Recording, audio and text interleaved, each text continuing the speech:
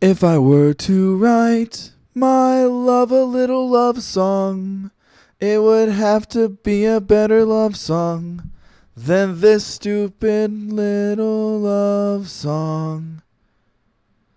Stupid little love song.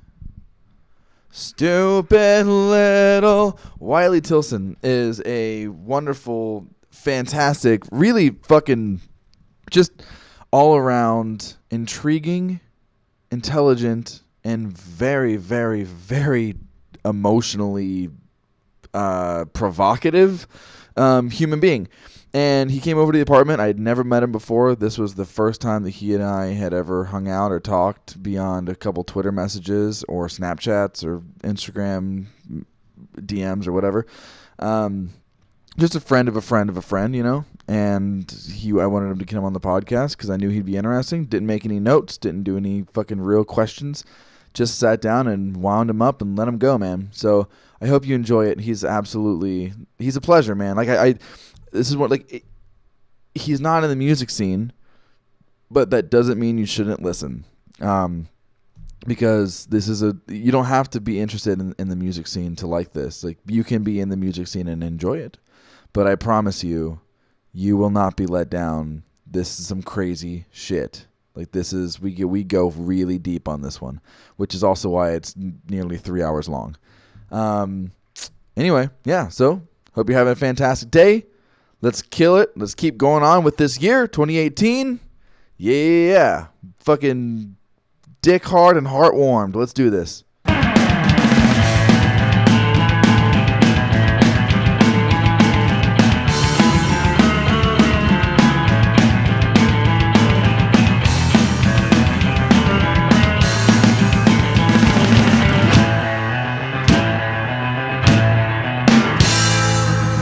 Welcome back to Getting Stoked. I'm Matthew Slusser. With me, I have the wonderful, who I actually don't know yet. This is the first time I've ever even met him before. Wylie Tilson is how you say the last name, right? Yeah. Cool. Wylie Dean Tilson Jr. So I'm really excited to talk to you because I know probably less about you than anybody I've ever had on the podcast, but I'm also very, very endeared by your social media presence and stories that I've heard from my friends.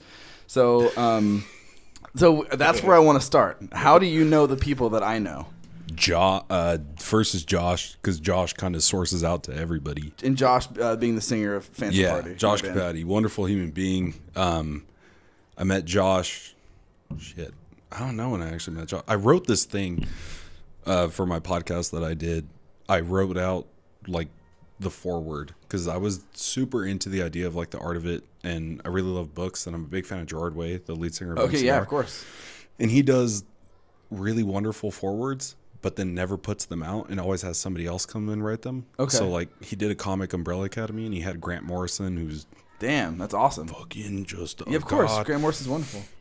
He had him do the foreword for it. And so I was like, well, that's great, but as a fan of his, I would love to see Gerard Way's forewords just because I like his writing. And so for my podcast, I was like, I want to have myself do these forewords that are very personal and almost like letters to the people that are coming on the show.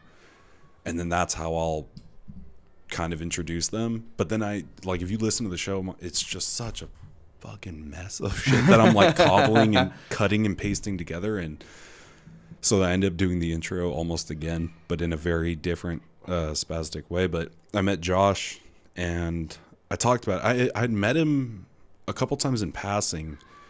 Always been very kind of almost scared of him. Oh yeah, really? He's kind of standoffish. He's not standoffish. She's shy. He's like up to my chin. Yeah. Sorry, but he's fine, like up to my chin, and I was terrified of that dude for a little bit because he just didn't talk.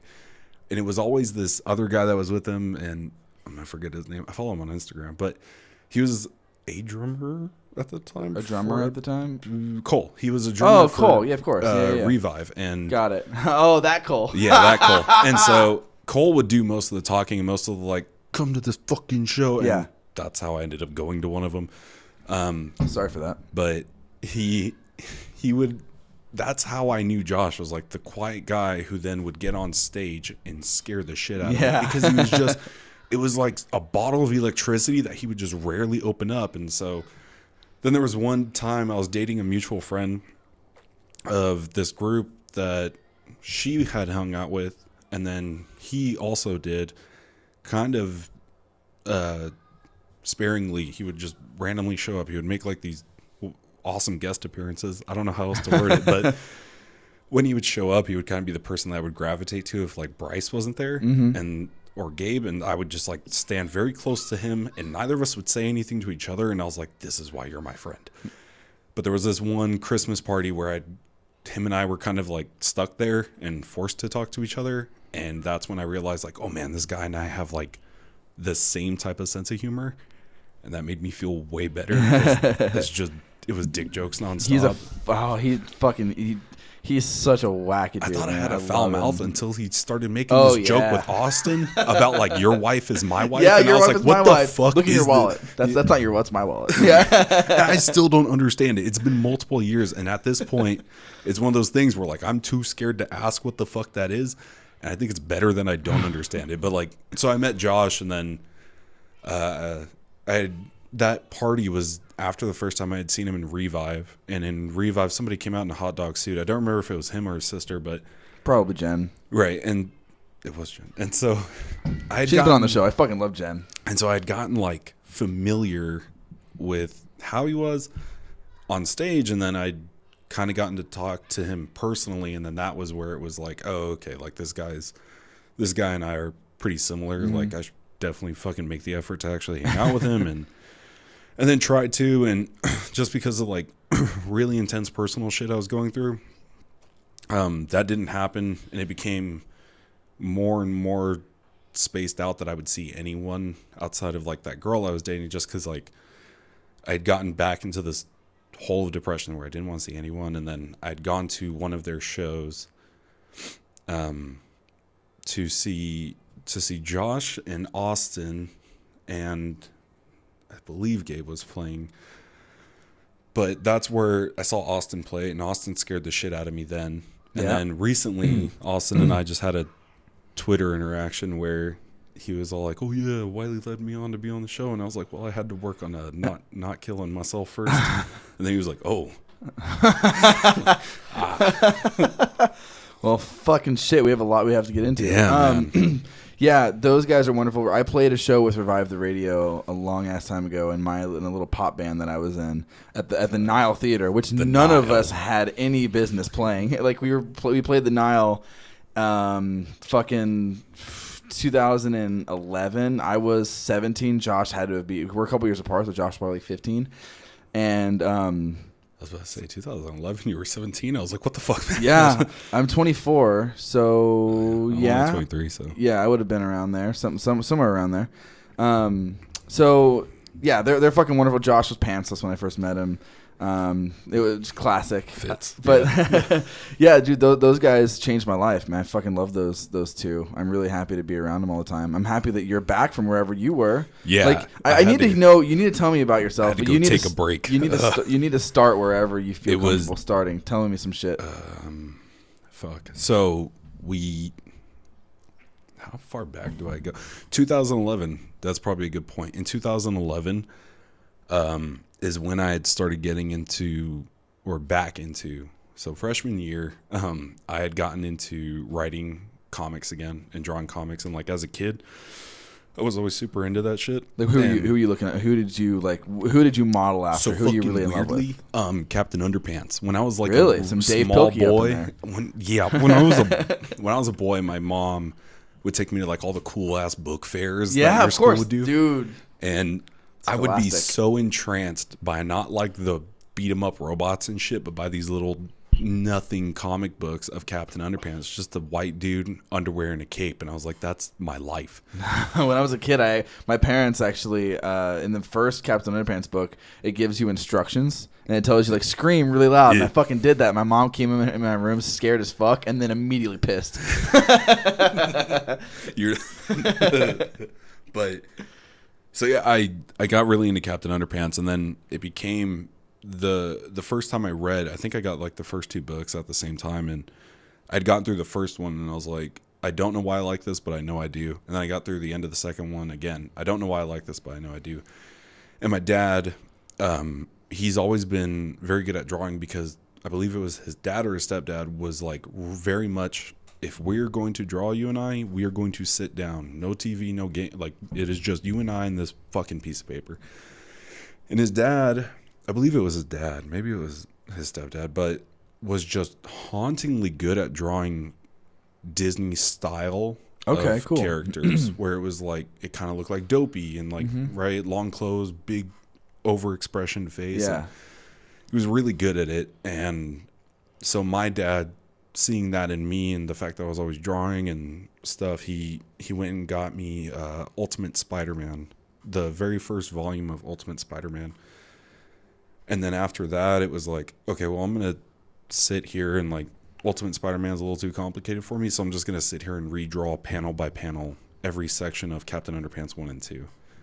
And then that became, okay, well, now that I know how to draw these characters and now that I know how to do paneling, I'm going to write my own shit. But I'm going to do the exact same poses and stuff.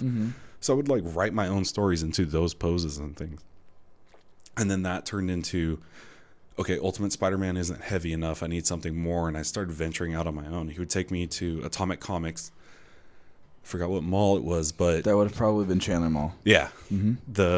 And he took me to Atomic Comics and he would just let me kind of free roam. Go find what you like. And I was always attracted to Venom comics because I loved his solo stuff. And then I was also super attracted to like anything that had to do with the death of Superman because I liked the idea of like this dude who could punch an atomic bomb somehow died. Yeah.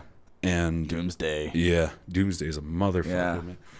And like, fuck everybody who don't like Doomsday and BVS. That was my shit. Okay, they did. Oh, it looks like a Ninja Turtle. And blah, blah, blah. That's bullshit. I got something worse for you. I hate fucking Superman. Yeah, I don't. Superman bores the fucking shit out of me. That's the secret reason I actually like the death of him. I just don't fucking like him. He bores the fuck. I like my superheroes really, really, really flawed. Right. So Batman, like Batman, of course, Batman, but Batman, the Punisher. Even Iron Man. Like I'm not alcoholic. Yeah, right. Yeah. I'm alcoholic, PTSD. Him and me, narcissist. Man. But yeah, I feel the same way about Superman. He's too much of everything. Yeah, for sure. And so I want nothing to do with him. Yeah. And it's the way that I can't get into MCR right now. I need to focus. But like, we'll talk about it later. Fucking get to that eventually. MCR is my favorite band of all time. We'll talk about it. I see the black. Like I'm just like making mental notes. I'm looking at you making mental notes. So like listeners can't see this, but I have the balloon from the music video that is in like the specific pose it's in. This pose only lasts a frame and a half in that music video. And I was going through frame by frame of that video. Okay, play pause, play pause, play pause. And then eventually screenshotting everything and going through picture by picture of everything. And I found that. And originally it was this other tattoo, which I still want to get. It's going to be way bigger though on my chest because whatever. But so I saw this balloon and I kind of like kept that on the back burner. And then the day I decided to go to get the other tattoo, right before I left, I drew this out in red pen. And then I was like, oh man, this will be really cool. That's crazy. And then I got to the tattoo shop and he was like, what are you looking to get? I was like, a fucking balloon that's solid black with white writing on it. And he was like, nah. He was like, what the fuck are you talking? And so I showed him a photo and I showed him a screenshot of my phone, like the one I had drawn and then the one from the video. And he was like, oh, I could do that, no problem. And I was like, really? And he was like, yeah. I was explaining to him what the album did for me and shit. And then he let me draw the rope that hangs off of the thing. He actually let me do that myself. He that's fucking awesome. Held my arm down super hard when he did it. But dude, that's awesome. That's really fucking, that's fantastic. And then I got this dumbass tattoo. That's you're Wylie though. The Wylie Coyote tattoo is perfect. Yeah. It's nah, but we fucking yeah. So no, dude. My those dad videos, has one too. Those was Samuel Bayer, I think, who did those music videos. Yeah. He fucking killed it. He did not Boulevard. He did American. Oh, he did do Boulevard. Yeah, he did Boulevard. He did not Holiday. Did he do Jesus of Suburbia? Maybe. No, it was no. Fuck. What Jesus was of the Suburbia was an English actor. It was or an English director. Yeah, because it had Jamie Bell in it, who's a Scottish actor. Jamie Bell was the motherfucker. What video was that? I see. That's what I'm wondering. American too. Idiot. It wasn't Holiday. American Idiot. It's not American. It might have been American Idiot. No, because American Idiot was the one with the big fucking flag that I know, drops down I in know. the green. I think he did that one, but he also did another one, Wartime. Wake Me Up When September Ends. Was that what the it song was? about Billy Joel's dad dying. Yeah. He did that one, and then Billy Joel told Gerard, he's like, we just did this video where we recreated the fucking war in Iraq, and he's like, all right, see ya. And so they fucking, this was like right after I'm Not Okay, and then they were like, we want to do the same thing, make an anti-war statement, but we want to do Saving Private Ryan. And Samuel Bayer heard The Ghost of You, and he's like, fucking, I know oh, exactly. shit, he did Ghost of You too? Yeah. Damn. No, he didn't do Ghost of You. He recommended Mark Webb, the Got guy who fucking directs Amazing Spider-Man and Amazing Spider-Man 2. Previous to that, just did I'm Not Okay, and he's like, I could do this. Yeah. I could recreate the war. That's World War awesome. II. Well, Ghost of You, to me, was always a really interesting kind of sister video to The Theft from Atreyu. Okay. You know what I'm talking about? Like, they both kind of had, like, the same era, same kind of, like, vibe going on. Atreyu probably ripped them off, because I feel like MCR is probably the more creative band, or more original band between the two. But, especially back in that fucking era. Fucking suits, man. Gotta wear suits. So, fuck. We were on... Oh, yeah. Wait, so I didn't even know you're an artist? Yeah. I'm a fucking... Oh, man. I'm You're an a really artist good in the artist? way that Edgar Allan Poe was an artist. And I'm not like, oh, I'm like Edgar Allan Poe, man. I'm fucking soft and sad. Yeah. Like, I'm a hard motherfucker, and I'm very opinionated. But Edgar Allan Poe hated himself, right? That was the origin of everything he ever did. And so... when he wrote, it came from a place of like, dude, my writing sucks ass, but I'm going to do this because I have to. Yeah. That's how all my writing comes across. And then same thing with my art. Like, if you look at my fucking Instagram, all the doodles I do on there only get that far because somebody has stopped me during the process of me drawing it and going like, wow, I really like that. I'm like, oh, well, fuck, I guess you like it, so it's going on the internet. But if it's up to me, like, all that shit stays on my iPad or stays on paper and doesn't see the light of day. Damn. Yeah. I've written a lot of comic books. We have to. I know, that's what I'm saying. We have to work. There was a Batman book that I wrote, 347 page script, because it breaks off into two stories. Part one is called Robin and the VHS, and part two is about Batman, where I make Superman cool for the first time ever, because it's not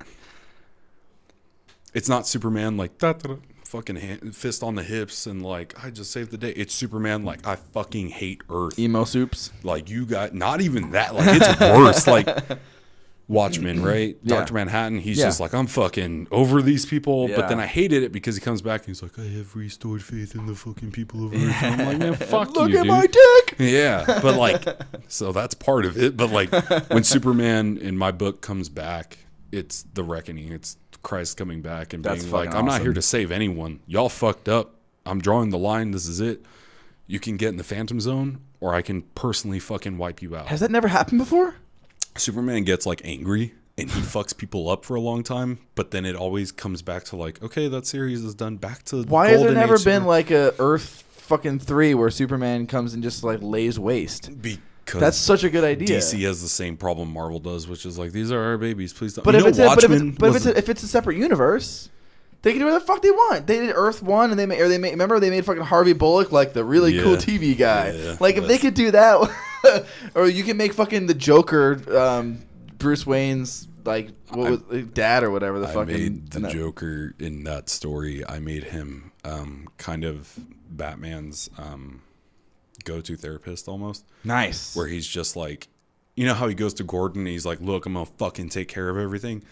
What if like my pitch was like, what if he has to do the opposite of that to someone else, but where before he goes to Gordon he's like, yeah, I don't know what the fuck I'm gonna do, and then he's just like, well, you know, I personally think that you fucked up and like there's no way out of this, and then because of him telling that, he's like, no, fuck you, like That's like he's like an insane. esteemed dad, like no, fuck my dad, I know I can do this, I can fix it, and like, but yeah, so I got into all this shit, and then I started venturing, find the Superman, the death of Superman, all this stuff, and then eventually it goes on to become this other kind of haunting thing where I was taking those characters and writing my own stuff, and then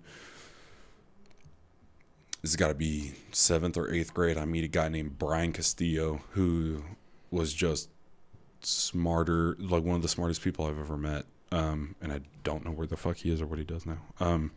he's kind of a hermit. I've had some contact with him, but not a lot. And so when I do get to talk to him, it's always like, holy shit, what have you been doing? And he's like, oh, I'm good. What about you? I'm like, nah, fuck me, dude. Like, what are you? But he was the one who said, like, oh, did you know Zack Snyder, the guy who did 300, is supposed to be making a movie based off Watchmen? And I was like, no, the fuck, he's not. And then somehow that caught my attention. So I went back and I started relearning Watchmen and reading it chapter by chapter, where I would read chapter 1 kind of multiple times to learn pacing, because Alan Moore is like one of the greatest writers to me. So I was like, if I can learn why he says the thing he says, or like why he has characters say whatever they're saying, then I can learn how to structure my own shit. And so I read Watchmen obsessively for probably an entire school grade. Yeah, because then I got to 8th grade and then it was like full Watchmen mode. They're putting out the movie. Also, MCR is doing Desolation Road for the film, and I was like, "This is fucking great!" Yeah. Like my favorite band of all time is doing a song for this. Also, and then it was one of the greatest openings in the movie of all time. That comedian fight in the beginning is fuck me up. The fact that he included the comedian fight. This is why I don't have a big problem with anything Zack Snyder does, because like this fool could make it like an Antichrist movie, and I'd still be like, all right. Like, this fool did Watchmen justice. I can't really be mad at him for shit. Yeah. And so, yeah, the fact that he included that was fucking incredible. And then there's, like, the 3-hour cut, which I've watched multiple times. And it's just him doing every fucking panel of the book. Dude, that's the thing, man. I made the mistake of seeing the movie first, and then when I read the book in like 9th grade, I was super bored because I was like, I've already fucking seen all this shit in a movie. Have you read the ending in the book versus the book? Yeah. Okay, so the ending in the book with that squid and spoilers, whatever. Yeah. The ending in that book with the squid versus the ending in the movie with the bomb. I thought Zach did a really good job of dumbing that down for movie audiences, of just being like, we're not going to be able to pull off this fucking squid. So I'm going to make it a bomb that has traces of Dr. Manhattan. And it's like, that's the smartest fucking thing you could do, because he literally spells it out for you on the fridge with colorful magnets. Yeah. Like, and so, so like full Watchmen mode happens. And then I'm like super into it. And freshman year comes, I'm dating Christina. Yeah, I'm dating Christina, and I write this full 3-volume pitch for a comic, and it's called The Cesspool, and it's still something that I work on and come back to every now and then. I'm just like, fuck, like I wrote that, like I did this shit, and like I'm super proud of it. And so I wrote this 3-volume thing. She gets through volume 1 and she was like, that is fucking heavy as hell. And I'm like, okay, well, here's like the script for volume 2. And she's like, I don't want to read that shit. Like, this is fucking. It's like Requiem for a Dream. You can only enjoy this once. She was like, I got to take a break from these fucking characters. And I was like, well, volume 2 takes place like a couple of years after volume 1. She's like, really? I'm like, nah, it picks up literally the second volume 1 ends. And she was all like, fuck, like I can't read that shit right now. And then her and I ended up breaking up before she ever read volume 2. But then once we were broken up, she had read volume 2. And she was like, this is weirdly a good end to our relationship, is reading volume 2 and 3. Mm-hmm. And I was like, yeah, but I didn't change shit in those books to like fit what I was feeling at the time. And then I ended up going off and writing another book that kind of summed up how I felt about, I guess, my freshman year of high school. And I think I called it like The Dirty Baker. And it's like, it's a reference to Dante Alighieri's Inferno, and he has this character in there called the Butcher, and he's my favorite fucking character in that book, a little more so than the main character Dante himself. Yeah, the Butcher is because he's just a vessel. He doesn't ever have a whole lot of, like, you know what I mean? He's like Jason Bateman in Arrested Development. Like, he's like the person you're seeing all this shit. Yeah, like you can't see, but I'm smiling really big. Like, but yeah, so that's why I got really attached to this character, the Butcher, who I was just reading fucking Inferno. This is really weird, but like I was reading Inferno a lot my freshman year.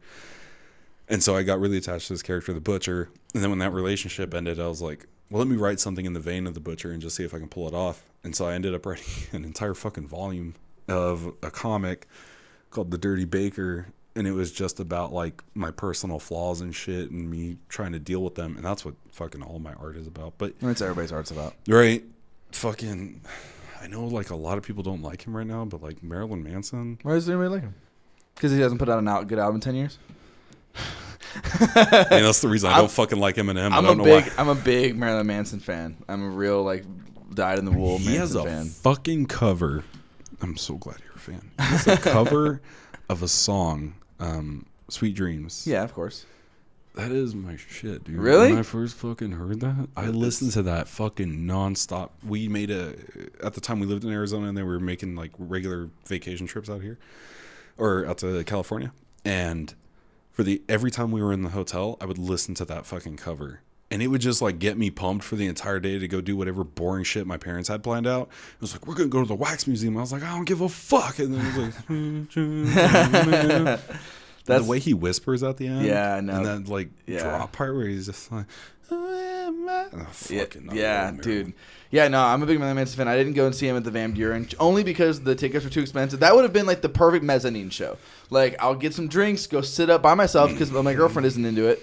And like, I would have gone, dude. I would have had her drop my ass off, and I would have sat up at the mezzanine by myself and just kind of like. I would have moved out sooner if you had told me about it. I would have just kind of like closed that chapter almost. I feel like he's one of those artists that I need to formally just kind of be like, you know what, that's beautiful. I'm just gonna walk away right now because I keep buying the shit and I keep being let down. The Used is another one of those bands where I just need to like close that door. Once Bert got clean and sober, their music just fucking took a left.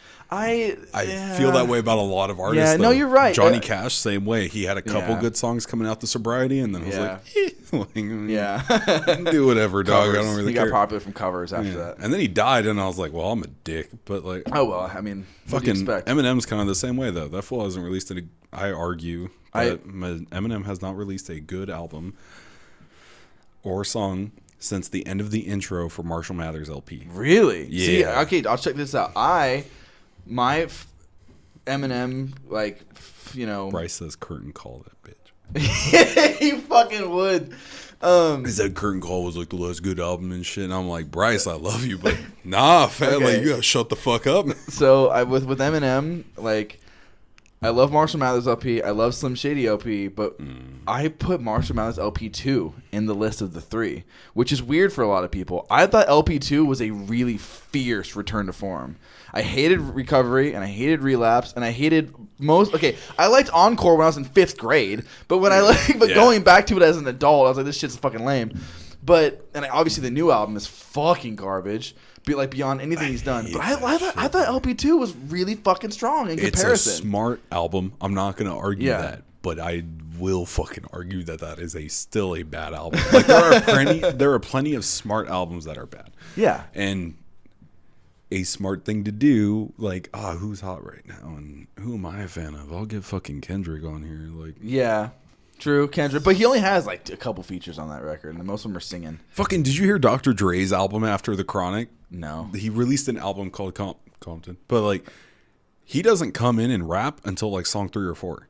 Really? And I get it, like, oh no, Dr. Dre producer. Yeah. He doesn't fucking rap. That's not his strong suit. It's like, I don't give a fuck. Like, you put out an album, you better fucking I better fucking hear you on it. Fucking, what's his name? I'm gonna forget his name. He's the fucking dude who does Flying Lotus.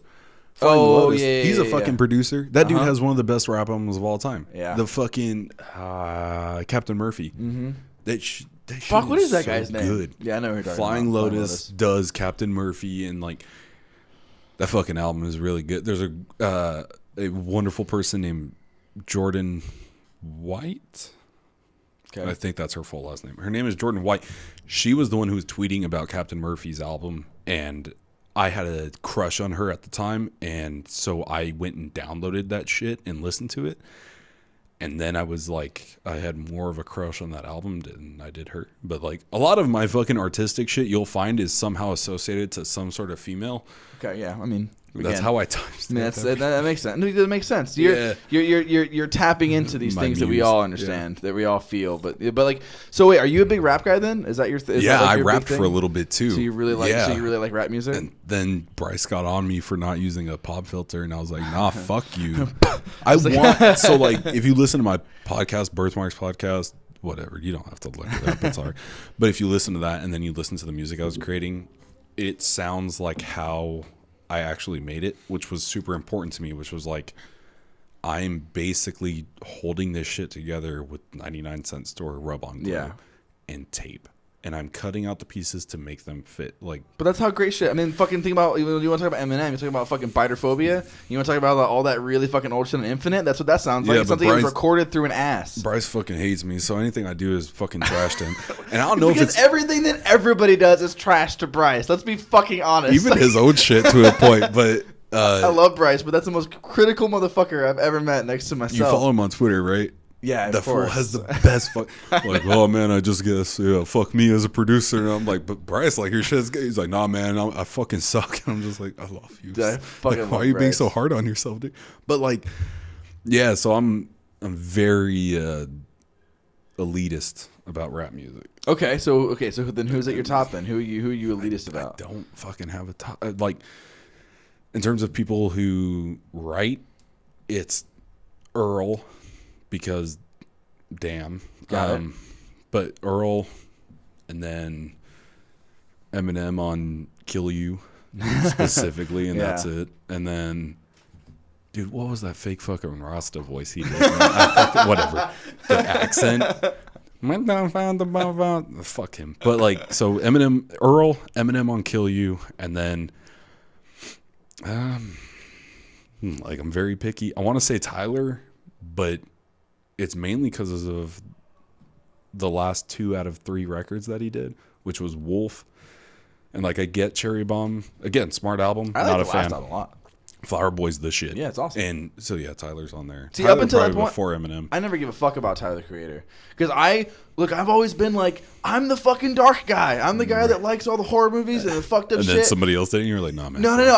Stay the fuck away from me. Like, I've always loved the darker side of stuff. So everyone's like, dude, you gotta check out fucking Goblin. Goblin's the shit. And then by the 3rd song, I was like, every single one of these songs is exactly the same. Dude, and this Goblin is not the shit. Like, but that was the only album he had out at the time. Remember? At the time, So like, it was like Bastard, and then OF Tape, and then Goblin. And so like, everyone's like, dude, you would fucking love this. And I was like, okay, first of all, this is all shit that, like, these are jokes that I've been making with my friends since I was like 12. And secondly, every single song sounds the same. I'm not super into it. Wearing skin suits, man. Yeah. So Transylvania is a good song, though. A fucking great song. No, you're totally right. So my top rapper, my number one is Danny Brown. Danny Brown's my number one. Did you see my tweet that I made about him? No. That motherfucker. Okay, so he has a song called Really. He has a. I smoke too much. You can't be making me laugh that hard. Sorry. But Danny Brown has a song called Really Though. Yeah, of course. Okay. With Earl and that song Kendrick is fucking essential for working out, but he scares the living shit out of me. But that voice fucking makes me giggle. But the look of Danny Brown, if I saw that fool on the street, I'd walk the other way. Like, fuck him. Dude, he scares the shit out of me. I heard he did an interview with Anthony Fantano, who's like my number one dude. Like, I watch shit that I don't even give a fuck about. And he was talking about how when he's in the vocal booth, or maybe it was like, you know what, this might have been on the Church of What's Happening Now with Joey Diaz, but he was talking about how, like, he's like up here and he's holding his fucking breath and he's like passing out in the booth to like get that fucking voice, that like high thing. But but at the same time, he has songs like I don't even fucking remember, on Atrocity Exhibition, that are like real low, and how he actually talks and how he actually sounds and that shit. Tell me what I don't know. It's fucking awesome. I love Danny Brown. Atrocity Exhibition to me is one of the greatest fucking rap albums that I've ever. I'm not gonna say ever because I haven't heard everything, but as far as what I've heard. Fuck, that album is scary as shit. It's a very good album. Scary. It's also very smart too. Oh yeah, dude. When you like sit down and you read his shit, and or watch the video for Ain't It Funny, with all the fucking crazy shit in it, and he's like making all these crazy little like cuts and asides at mental illness and shit. God, he's so good. He's a smart motherfucker, but he still scares the shit out of me. The look of him paired with that voice, because I'd never heard any of his other shit before. Yeah. So I heard Really Though after hearing him on features, and so I was like, oh, this is that weird motherfucker. Yeah. And then he was, and I'm really now, I'm talking now, show. Yeah. It's just the way that he like presents himself on records with that voice specific. Like, I was terrified of that motherfucker. And I tweeted about that. I was like, this is a great workout song, but that dude scared the living fuck out of me. That voice makes me laugh, but that dude scared. But so wow. Kendrick's up there for me too. I thought To Pimp a Butterfly, I thought lived up to all the hype. I thought that album was fucking brilliant. And I'm the whitest dude from Ohio you'll ever meet. And I thought that album was great. But no, not feeling To Pimp a Butterfly? King Kunta, come on.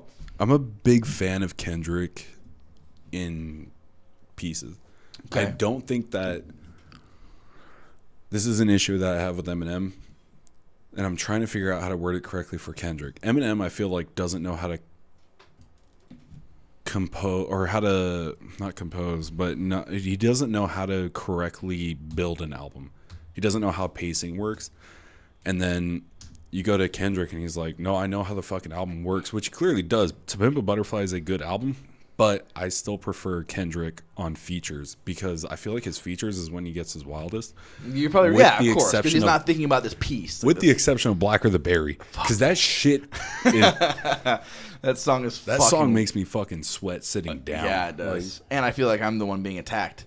I know, he's talking shit about himself, but then you're like, maybe, wait, hold on, what? Yeah. This whole goddamn song's about telling myself to suck my own dick. Like, and then you get to the end of it, and you're like, start that over, please. Yeah. At first, I was like, when I was listening to it, I was like, okay, this is just like, you know, he's talking about like, all right, I'm the bad guy. I'm the white bad guy. Yeah. Let's listen to this song, and then I understand. Then I really understood like what is going on. That song's gonna be stuck in my head for the next few. That song is fucking intense. But yeah, dude, when the first song on that album, I was like, because I didn't know anything about. Okay. I got into Kendrick when To Pimp a Butterfly came out, and I was delivering pizzas for Pizza Hut at the time, and I was working like an 8-hour shift, and I listened to every album in order, back to back, in one day. And that's when I was fucking like, album to finish on, man. Dude, it's so fucking intense. I would argue that his career should have stopped there. Yeah, I don't want. I'm not a big. What's that Untitled shit he did? Untitled Unmastered. But like, see, Damn, I'm not a Damn fan. Like, but that's because I like To Pimp a Butterfly. I forgot Damn came out. No. Like, I like To Pimp a Butterfly because I like funk and soul and R&B music, and I think if it had the sonic whatever of Damn, I wouldn't have been as interested. Right. But because it was so fucking filled with soul and all this crazy To funk, Pimp a Butterfly, like Charles Gambino, same way. I love that Charles Gambino record. Every artist has an artistic peak, I feel, where they like accomplish everything with one set, and then by the time you get to Can you shut the window right behind you? There's people outside of my apartment fighting. Wait, actually, Paul, wait, open it again. I want to hear what they're fighting about. Wait.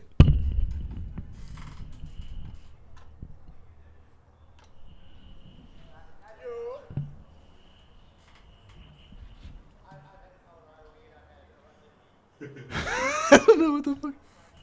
Fucking close the window. Who gives a shit? But I feel like every artist has their artistic peak where they get the one album that they were supposed to make. Like, that's why they're here type of shit. And that's it. After that, it's kind of like, yeah, whatever you do, just have fun with it. But for that one thing, you need to take it super serious. I feel that way about Black Parade. I feel that way yeah, you're right. about I Don't Like Shit, I Don't Go Outside by Earl. I feel that way about Kendrick Lamar's To Pimp a Butterfly. And then I also feel that way about Zack Snyder with Watchmen. Like, I don't think he should have. No, you're not. You mean you're not a Sucker Punch guy? You're not a Sucker Puncher? I fucking love Sucker Punch. Sucker Punch is good, but like I'm saying, he reached artistic peak at Watchmen. Like, whatever, you can argue that like it wasn't his art, you know, but like that was his, man. So you mentioned Black Parade as being an artistic peak, and that we have no choice but to talk about Danger Days, because I got some fucking. We gotta talk about fucking Danger Days. I gotta leave, actually. I'm not a Danger Days fan. Nobody is. Okay, but everybody's a Danger Days fan in pieces. No. I feel like I dude. There's like 5 songs on that album that I really dig. Okay, here's the fucking issue. Like Na Na Na is fucking balls, man. That song is good. How fucking ready are you to go into this? Yeah, I'm fucking ready because I've never been able to talk to anybody. Let me really wrap about up some this. shit here. Yeah, get fucking comfy. I have to adjust. Let me get this. Yeah, let's talk about good. it. And I know that. Yeah, you're fine. I know Gerard Way said he didn't really like it while he was recording it, which definitely doesn't. That's not very cool. But let's hear it. Let's talk about it. Let's talk about Danger Days. He's preparing. So, where do I start with it? Okay, wrap up the artistic shit. Yeah, let's do that. I got out of all the artistic stuff for a while because of depression. That's why I stopped doing the podcast. That's why I stopped doing writing my own comic and shit like that. Got away from music because just whatever, I wanted to kill myself. Went to therapy, got help with that shit. They taught me how to work with it and then make it work for me going forward. And so now that's what I do. And whatever, like depression's different for everybody. It'll fuck you up regardless. But yeah, now I've got a good hold on that thing where it's like I only really let that out when I know that I'm not doing shit for the day. And then I let the depression out and then put the cap back on that thing, stow it away for another day. But like I'm being kind of figuring it out. And then coming on this show, I was like, well, this will be a good test to see if I want to fucking do Birthmarks again. Yeah. And I do. You should. Thank you. But so now to MCR. Okay, wait. Stop it. I'm going to pause you right there because I'm just going to run out and make sure that the people fighting aren't in my apartment. Wouldn't that be wild? Yeah, I'll go in 1 second. Okay, all right, then we're back. So now, subject change, My Chemical Romance, Danger Days. Let's fucking gloves off. Let's do this because I got my opinions. I want to hear yours. Danger Days is a bad album for a number of reasons. So MCR building up to Black Parade does 2 really good albums, right? They do Bullets, which, and then they do... I agree. I'm not a Bullets guy either. Yeah, I'm a fucking huge MCR fan. I don't get it. Like, I get a couple songs. Probably 3. Mm-hmm. That's a good album. It's a good idea for, like, what could be. Mm-hmm. And I think that's why people like it as much as they do. Early Sunsets Over Monroeville is the best song on that album. Everybody Can Suck My Dick. Like, that is the best song on whatever. Okay. Head First is good, but Head First a revenge song to me because that's when that song got really popular. But so then they do Bullets, they do Revenge. Revenge is great for a number of reasons. And then they do the live album, Life on the Murder Scene, which also had the documentary with it. And then there's a little bit of a break, and then Black Parade happens.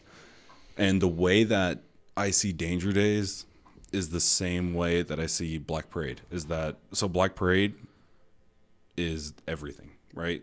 You did everything. You did the fucking rock opera of Queen. You did the kind of disassociation that Bowie does. You get very heavy, but it's all good. Like, it feels great to listen to the album. It's very empowering. So the only way that you can respond to doing everything is to do nothing. And that's what they did. They made conventional weapons, scrapped conventional weapons for whatever fucking reason. And I know, like, Gerard said he wasn't happy with conventional weapons. That's dumbass. Yeah. But, like, I'm fucking, that dude's my hero. He's a fucking idiot. But, like, conventional weapons is really good. And, or at least what they released of conventional weapons is really good. I hate what they did to The World Is Ugly, whatever. So then you get Black Parade, or then you get Danger Days. And Danger Days is this weird thing where you have Gerard going all out in art, and then music comes second. And that was like the big issue with Danger Days, is that aesthetically, Danger Days makes sense. Yeah, they just did a very black and white album. Of course, the next thing they do is going to be them covered in just every fucking color possible. Grant Morrison's in the music video. Yeah, he is. Driving a fucking Trans Am, likeness to Mad Max, like ray guns, something called Draculoids. Like, it makes sense. And then you hear the record and you're like, what the fuck is this? And whatever, like Planetary Go is a good song. Na Na Na is a good song. Wait, Planetary Go, is that the one that they, is that the song that they ripped off Power Man 5000? There's a song on there that is such a rip off the Power Man 5000, it makes me sick. It's the Are You Gonna Na Na Da Da? Is that Planetary Go? Yeah. Is that Planetary Go? Is that the? It's like I haven't heard Power Get Man. Up and Go. Yeah, okay, yeah. Planetary, Got it. Yeah. That song is literally Power Man 5000 has a song that goes, Are you coming with me? 'Cause I'm coming with you. There are a lot of people who. Yeah, it's straight up the same fucking song. There are a lot of people. And there's Lady Gaga. There's kind of ripped off Lady Gaga on that album too. Yeah. There was a lot of people who, as soon as Danger Days came out, they were like, yo, they just fucking did this. And then a lot of people were saying, like, yeah, but then look at what happened after Danger Days. A bunch of people copied them doing that shit. Yeah. And so, but I like Na Na Na. And I like Na Na Na is good when you take it out of that album. I agree. When you remove Dr. Death Defying doing his voiceover, that is a great fucking song. And then when it's put on there, I kind of just like, I have to wait for him to finish talking before I get to this fucking good song. hold them back. Save yourself a hold them back. It's fucking It's just a awesome good title, song. man. Like, But there's a few songs. But here's the thing. put those words on my chest. Every single time I don't listen to that album, I'll go away for that album for a couple years, and I'll come back and I'll see the art and I'll see the CD or I'll think about it and I'm like, man, that album was fucking great because I'm only remembering the songs that I like, and then I go through the whole 15 minute song, 15 tracks or something like that on the album, and then I go through it and I'm like, no, this isn't good. Oh, this isn't good either. This is okay. Oh, this song's great. Oh, this song sucks. A lot of that album sucks, man, because it's a lot of songs that were made for different purposes. Like Vampire Money, really great song until you put it on Danger Days. Yeah. Because Vampire Money is a response to Twilight. Right. Everybody coming after MCR going like, come on, make a song for Twilight. And them just being like, no, what the fuck? No. Like, we did a fucking song for House of Wax. Why are we going to do a song for... It's not a fucking horror movie. And like... There's just a lot of songs on an album that don't fit. I argue though that like Danger Days would be a really good small like 5-song album. I agree. Where the last 2 songs are Kids From Yesterday, followed immediately by Summertime. Yeah. And then you don't put Vampire, you don't put Goodnight, you don't Save Yourself. It should just immediately jump into Na Na Na, followed by Planetary. And like I have my own issues with Planetary. Yeah. And then probably Scarecrow.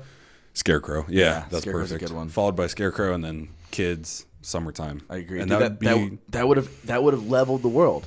That would have been it. Perfect. Walk away. And I've personally edited Na Na Na, the version without Dr. Zed. Uh-huh. I've edited that song to be a minute long because I removed the fucking part where he's like, all the children raised fucking bullshit. That song is fast paced. It's meant to go 120 miles per hour. Like, that part's got to go. See, I always thought of that part as like you're driving. Every time I hear that song, I'm just driving really fucking fast. Right. And I always thought of that song as like you're at the red light. At the stop. Yeah. You're fucking ready to go, and then boom, it jumps back in. But yeah, like it's not a good album. It's a bad album. Yeah, you're right. You're totally right about that. And I argued this with so many people. There's a motherfucker named Georgia Sharp, and her and I. When that album came out, her and I had multiple talks where it was like fresh after the album coming out where I was like, this is not what the fuck I wanted to follow up Black Parade. And Gerard's talked about it where he was like, yeah, my plan was to end the band after Black Parade. And I was like, maybe you fucking should have. Dude, can you fucking imagine? I would. That'd be like... It's a good idea. That's like Jimi Hendrix status. That's fucking Nirvana status of like leaving off. Isn't this fucking beautiful? We're done. Yeah, like, fucking A. And even Neutral Milk Hotel or there's that's not fucking fair. Any number of bands. What, you don't like Neutral Milk Hotel? I do. That's the problem. Is what they did to me. That's what I mean. That's what we're talking about. And MCR is my favorite band of all time, but I demand like when I talk about their albums, I will mention Conventional Weapons. No, won't even fucking talk about Danger Days, and then I'll immediately start talking about MCR 5 or The Paper Kingdom, which is what it was going to be called, and like, but yeah, Danger Days was a fucking Danger Days was a bath with sandpaper. Like that was just, it was really hard to fucking accept that album because there's also such a jump between them. Yeah, there was like what 4 years, 4 years like that? Between, and there was also an aborted album in the middle of that, you know, it's Black Parade, Conventional Weapons gets aborted, Danger Days gets brought on. Okay, Danger Days didn't do what we thought it would do, but it did it for us, which is important. And then, okay, fuck all that. We're gonna do MCR 5 now, and like I promise we'll be back sooner. And then they start MCR 5, and I'm in like a really fucking horrible spot in my life where I'm homeless and shit. And then they're like, dude, I'm on like fucking first name basis with Mikey's ex-wife. Oh, you mean the one that he had? Yeah, the family breakfast issue. What was the family? Oh, the fucking the way he fucking like proposed to this other person while he was not even fucking divorced from her. Yeah. She's dating for years. She's been dating my all-time favorite musician, Amigo the Devil, and I was like, we known her because she does their merch, his merch, and she's wonderful as fuck. And then I looked her up one day, and I was like, why are all these like stock? Why are all these like photos of her all over the internet? And then I was like, her last name's still Way on everything. Yeah. And I was like, oh shit, she's a dope motherfucker too. Yeah, Alicia, she's fucking sick. I had my fucking. There's a good friend of mine named Mackenzie Seymour, and Mackenzie has the Danger Days spider tattooed on her, and I understand it. I get why that album means so much to certain people, and it's because it's a good bad album, good response to Black Parade, where it's like Black Parade is in the gutter, and it tells you like you can do this, keep going, don't worry about it. Like it'll all work out. Just you got this, keep going. And then Danger Days is them keeping on and continuing to go, and it's really fucking rough because then you have kids who are like, you know, me in the fucking 6th grade listening to that album. 6th grade too. It was a fucking hard album, man. It was amazing. But yeah, Black Parade, you know, like when that album ended, and this is why I argue that MCR show stopped. When Black Parade was done, when all the touring was done and they were taking their break before going it back in for what we thought was Danger Days, but it turned out to be conventional. You had kids who had like now grown up and like got chest hair and shit. Like they had really fucking grown up over time, and they've grown up with that album in the back of their mind. And so now you give them Danger Days, and it's like half the budget of Black Parade, half the marketing budget of Black Parade. People are fucking Warner Brothers and Reprise aren't really going to talk about it at earnings calls because they're like, yeah, we don't know if this fucking album's ever coming out. They just trashed another album. Like, who fucking... And then it comes out and they're like, we sent an email to everybody on the mailing list. That's your fucking posters on the side of walls and shit. And it wasn't until the YouTube video got like a certain number of hits that they were like, okay, we'll put the posters up and shit. Yeah. But like, Black Parade should have been the last album. I know, it's so. And then he did perfect. Hesitant Alien, and it was like, you had that in you, motherfucker. Like you like could have Hesitant fucking. Alien? I liked Hesitant Action Alien. Cats and all that. It was fucking. Yeah, it's good. It's okay. I never made it to the end. I got kind of bored. The song "How It's Going to Be." Next time you're like completely alone, just turn down the fucking lights, put on "How It's Going to Be." That song was the first song since Cancer to ever make me cry on first listen. There's a bagpipe in there at one point. It's a very beautiful song, and it's very hard for me to listen to once you start listening. But like, so this is my argument for another reason Black Parade should have been the last album. Black Parade comes out, or nope, back that up. So my dad got diagnosed with stage 4 esophageal cancer when I was in the 6th grade, and so we found out about this. I have no idea what that fucking means, right? But to me, that's Superman getting cancer, or Batman. I don't like Superman. Definitely. But like, so Batman gets cancer to me, and I'm like, well, what the fuck does that mean? And then a couple months go by, Black Parade comes out. I hear the song Cancer, and it helped me understand what my dad was going through. My dad gets better. He gets like out of the woods, has a surgery and shit. And then once a little bit of time has passed, I have him listen to that song, and he was just like, fuck, like, this is exactly what I went through, and like, this is a really good, who is this? And then I show him who it is, and he listened, I believe he listened to the whole album, and he was just like, yeah, I really like that song. Yeah. And like, but so that album helped me get through a lot of shit, and that's why I still believe like that should have, in my head, that is the last MCR album. Are you a Kevin Smith fan? Because his fucking his podcast with the Way Brothers was amazing. Yeah, that was really good, man. And they went through line by line on Black Parade. And Kevin Smith is in the echelon of the 3 most important people that are not directly in my life who influence the way that I think. And wonderful, man. Who influence who I am. Like my 3 top people who've like shaped who I am more. I mean, obviously the people around me have, but the external people who I've never met. And my 3 people, and I said this on the last podcast too, but it's Henry Rollins, George Carlin, and Kevin Smith. Those are my 3 statues. Those are at my altar. Heavily influenced by all 3 of those people at different times in my life. Yeah. Henry Rollins is a good fucking public speaker. Oh, dude. That fool got me better at speaking in front of people. He, I love that fool. Motherfucker, I've heard him and Carlin both, and Kevin Smith, literally every single thing they've ever released. Yeah. I've heard Kevin Smith 1,000 times. Also, all his podcasts, his all stand-up or his Q&As. Yeah. His Q&As are fucking...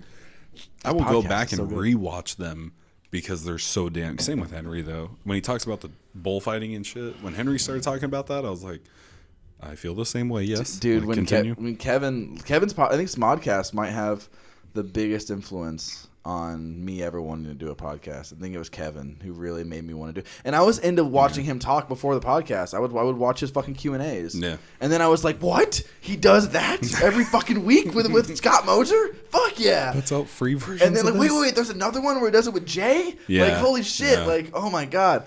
So Jay got clean and sober too, man. yeah, he's been sober for a while now. Artists should not get clean and sober. Their shit gets They worse should just after. die. I fucking Eminem. Just die. Okay, I agree. If I just feel shitty, but like if he would have went out on Encore, he would have been on his fart, but not as shit.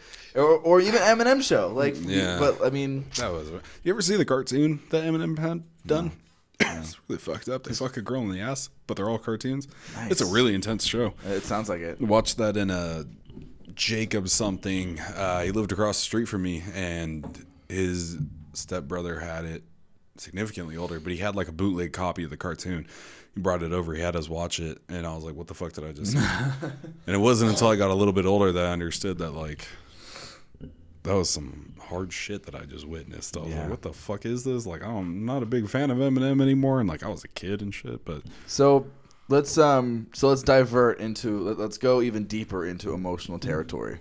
Because I feel like you're the person that we should really be like, let's get fucking real. I'm a fucking open book, let's dude. do Whatever it. you got, throw it at me. So you are, from what I've noticed so far, and I've known you for 53 minutes, Yeah. is And then whatever shit you heard previously. yeah, you are on what it sounds like is maybe either an uphill battle or an upward trajectory, whatever you want to say, into getting better, into some kind. I don't know what territory you're in before, but it sounds like you're trying to get better or get your shit together. If it was lost, Seemingly, yeah. Seemingly, okay. So that's better than nothing. I'll take seemingly. God, this has got to be. I wish I had a leather couch. You can lay on the leather couch. Just lay down on it, have the mic with me. I'd probably be naked. But like, so we before Like Donnie Darko. No, I don't fuck my family.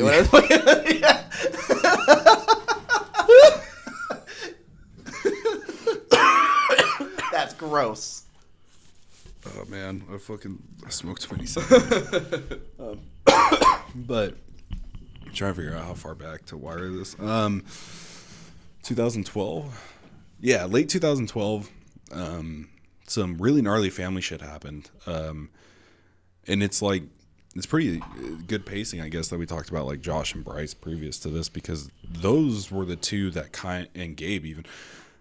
Those were the three that like didn't give a fuck what I had done or what had happened. In 2012, my dad was fucking up in a very special way, and we lost everything. We had this beautiful 2-story house over in Gilbert, like right by Basha High. Makes sense. That's the location of It all was the other fucking, guys. yeah. And we lost that, and then ended up having to go live in my grandma Maria, her living room, or I guess the back room, with like fucking 5 dogs. And then it was just me and my mom. My dad was off, continuing to fuck up in his special way. And I just took off and decided that I was going to be homeless and just do whatever I had to do. And keep in mind, like, I was a really sheltered kid at this point. Like, had everything handed to me, was like spoon-fed everything. And so I was just like, yeah, I'm going to do this. It'll be fine. It was fucking awful. There was a wonderful person named Nathaniel who saved my life. I got in his car, and him and I were car camping for the bitter end of like 8 months and trying to find a place to live and shit. And I'm burning through jobs. And then I got a job at Target. We found a place to land. It's kind of a tough job to land. Yeah. No one can get a job at Target for whatever reason. It's just like the sword of Excalibur. The reason it's a fucking hard job to land is, like, I got that job previous to me fucking up in my special way. But like, I got that job while homeless. Like I was living out in a. That should be the name of your. You should start a new podcast and call it My Special Way. My Special Way. It's just stories about how everybody fucks up. You could just talk about my Gerard Way the whole time. My Special My Way. Special Way. An hour of talking about Gerard with Wylie. Sorry, I really like puns a lot. Let's get that started. Have him come on, and then we can ask him why Danger Days was a fucking pile of trash. Yeah. I was personally offended by Danger Days. Anyway, but. Like, as a dude who was raped as a child. Fuck, God, you can't let kind of similar. You can't, like, allow me to smile at one thing and then say some shit like that. Like, then you're going to fuck me up. As a dude who was... Let me get real serious. As a dude who was raped as a child, That's how that album felt a little bit. Was like it was that much of a letdown. Like my family just fucked me. Like, but it's okay. I can laugh at that. I'm a survivor. But like this is why I don't get sensitive over everybody being like me too. I'm like, yeah, same here, but I don't fucking talk it. Whatever. Shit. Yeah, let's not. It's let me address that. It's fine, and I'm glad people are getting what the fuck they deserve. Like Harvey Weinstein, a fucking sack of shit. Fuck him. Fuck yeah. And I'm glad everybody's coming out and saying me too.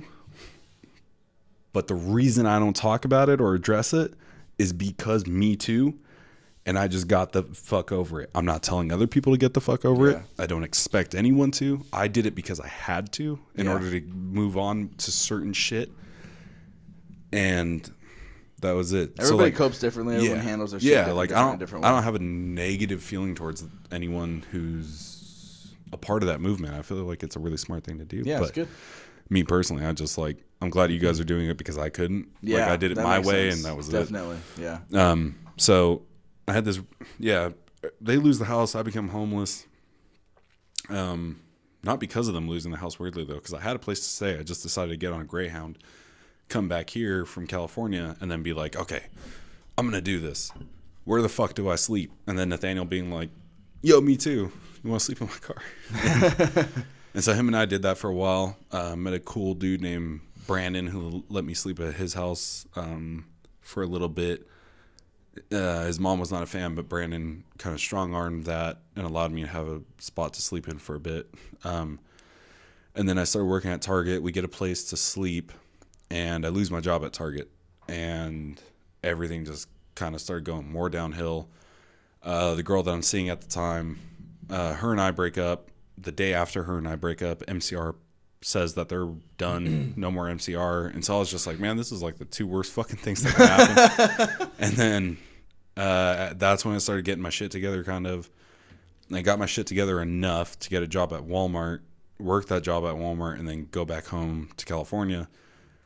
And I was there for 5 years. 2 of those years, well, I guess it had to have been more because I couldn't have been working for 3. No, because that would have been the 6th year. Sorry. But for 2 years, I work at California Adventure, and that's when the depression had gotten worse because I had gotten to a place working at California Adventure where it was like everything had settled. And so when everything sat, it meant that it was like going to start sinking in and shit. And then once it did, I was like, I am in the worst fucking career to be dealing with this shit because everybody's like, oh boy, fucking really excited about everything. I'm like, I will skull fuck you people. Like, fuck. It was so hard to go into work there any day that I had to go in because it was just like, I'm dealing with certain shit. And then, but previous to working at California Adventure, during that year of homelessness, I had also started dealing with alcoholism and drug abuse. And towards the end of that year being homeless, I had gotten clean and sober because I found out that my niece was born. And my parents were like, if you want, you can come out here and help us raise her. And it was my dad's way of saying, like, you know, sorry for what I did. If you want, you can just kind of come chill out here for a minute and get your shit together because I know it's got to be as fucked up as mine was. And so I ended up taking that opportunity, but I didn't want to go until I had completely gotten all the shit out of my system. And so then working at California Adventure, having to deal with everybody smiling all the time and being super happy, and then having to deal with myself. It's like a fun house. It was fuck, man. Everybody was like super pumped to just be there, and I was like, I am gonna off myself in front of Mickey. Like, I did not give a shit. Take Mickey with me.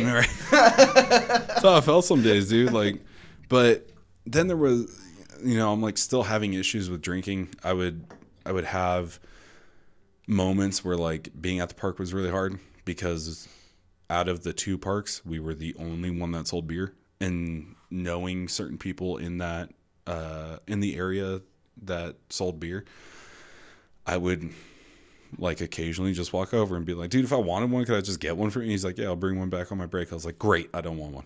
And then, but knowing that it was there was a fucking problem. Gotcha. Yeah. And so I started dating various people off and on while working at California Adventure.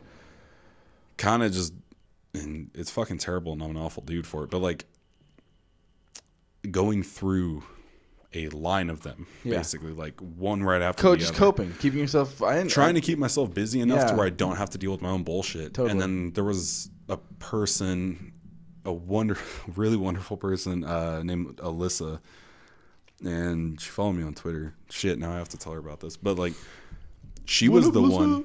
I don't know how stoked she's gonna be, but like, my girl. She was the one who told me to knock my shit off. Basically, like she said it a lot kinder than that, but Alyssa was the one who like told me that I should probably get my shit together before trying to do anything else with anyone. Dude, the only reason my life is in any way together is because girls have kicked my ass. Yeah. No, serious, single-handedly. It takes that, dude. No, that's it. I've no man, nobody's really been able to truly kick my ass into gear the way that like dating has. It just been like, because I've traditionally dated people smarter than me. Yeah. And that's the way to go. You have to, man. Exactly. And the girl that I'm with now is just a fucking bulldog when it comes to shit. Just like, no, listen, fucking. Whoop that ass. Yeah. Fucking. So that's what I need. I need someone to constantly be like, hey, fucko, come over here. Like, yeah.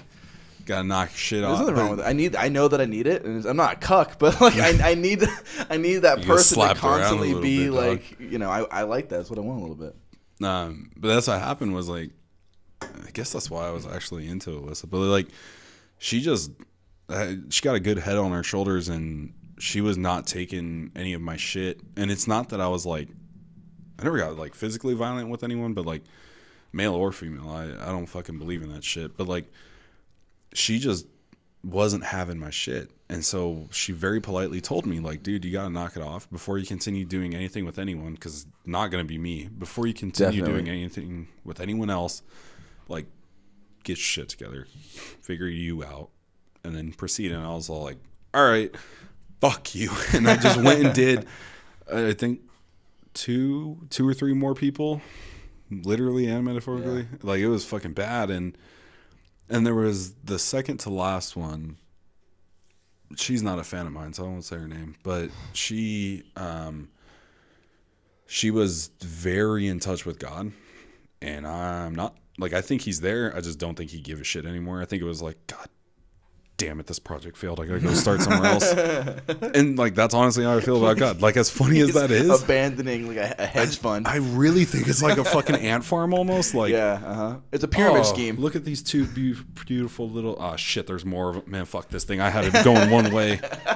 Told you not to touch the fucking apple. It's do you watch Walking Dead? Yeah. You know, it's like when the semi trucks fall. Exactly. When they're in fucking season 5 and they all go the wrong way, or when the fucking when that semi truck and the horn honks and they all fucking go back in the other way. Fucking such a specific reference, but like that's what I imagined. I'm fucking wrong, dude. But like, that's what happened. And so again, like, she's super in touch. She wants me to get in tune with religion in general and God. And I go to church with her once. I can't fucking do it because I realized that whole thing it's about one of two things. It's like, I'm really here for this, or, oh fuck, I gotta answer for what I've done, and then I'm really here for this. And I was like, I don't want to answer for shit. Fuck this. And so I got out of that relationship completely. Started dating this other girl who, again, not a fan of mine, because I was just being a real fucking shithead. But like, her and I started dating. That goes on for 8 months. Wow, same time I was homeless. But her and I are dating for like 8 months. Strong Hispanic woman, again, not really having my shit. And so towards the end of it, her and I were just kind of both at each other's throats with everything. Just her shit versus my shit. And like, I just wasn't interested anymore. And so we called it a day. And like, she's doing fucking great now. She's like married and super fucking happy, and that's dope. And then right after that was like, I had started a new job. I'd gotten away from Disney, and I started working at a wonderful company called Livestream, where I was delivering blood platelets and plasma to hospitals. It was my first full-time job. It was amazing. I had the most incredible boss I've ever had. I worked with the most amazing people. A dude named Carlos, guy was like the big brother I never had. Like, it was the best time I had working there. And while I was working there, I realized that because it was full-time, it was keeping me occupied. And the amount of physical labor I was doing was making it easier to deal with my own bullshit. And then started going to therapy and started seeking help, because therapy is so fucking important. It's underappreciated, man. Needs to go to therapy. I needed therapy really bad, but instead I do a podcast. It's the same shit, dude. I mean, like talking to anyone about anything for a prolonged period of time will give you perspective. It is too fucking important to talk about yourself, and like people don't really like, oh, it makes me sound self-centered. Like you're supposed to be, dumb motherfucker. Like, and that's why I agree. You listen to my podcast, Birthmarks. Like, what am I having people do? I bring them on. Okay, talk about yourself for an hour, and then I just sit back and let them do it, because like it's wildly important. I'm not doing that because I'm like, clearly this motherfucker needs help. Like, come on my show, talk. But fuck, that sounds really intense. That's a really good idea. It was this way of like sneakily having people come on the show, talk about the shit that had got them to where they were sitting in front of me or sitting over the phone with me, and like just tell everybody about what you've been through, because for listeners it's a good way of hearing like, okay, this person got into shit and then this is how they got out of it. That may not work for me, but it gives me a good idea of what to do. And then the person talking, and I've only heard this one person, but the person talking was just that first episode with Johnny.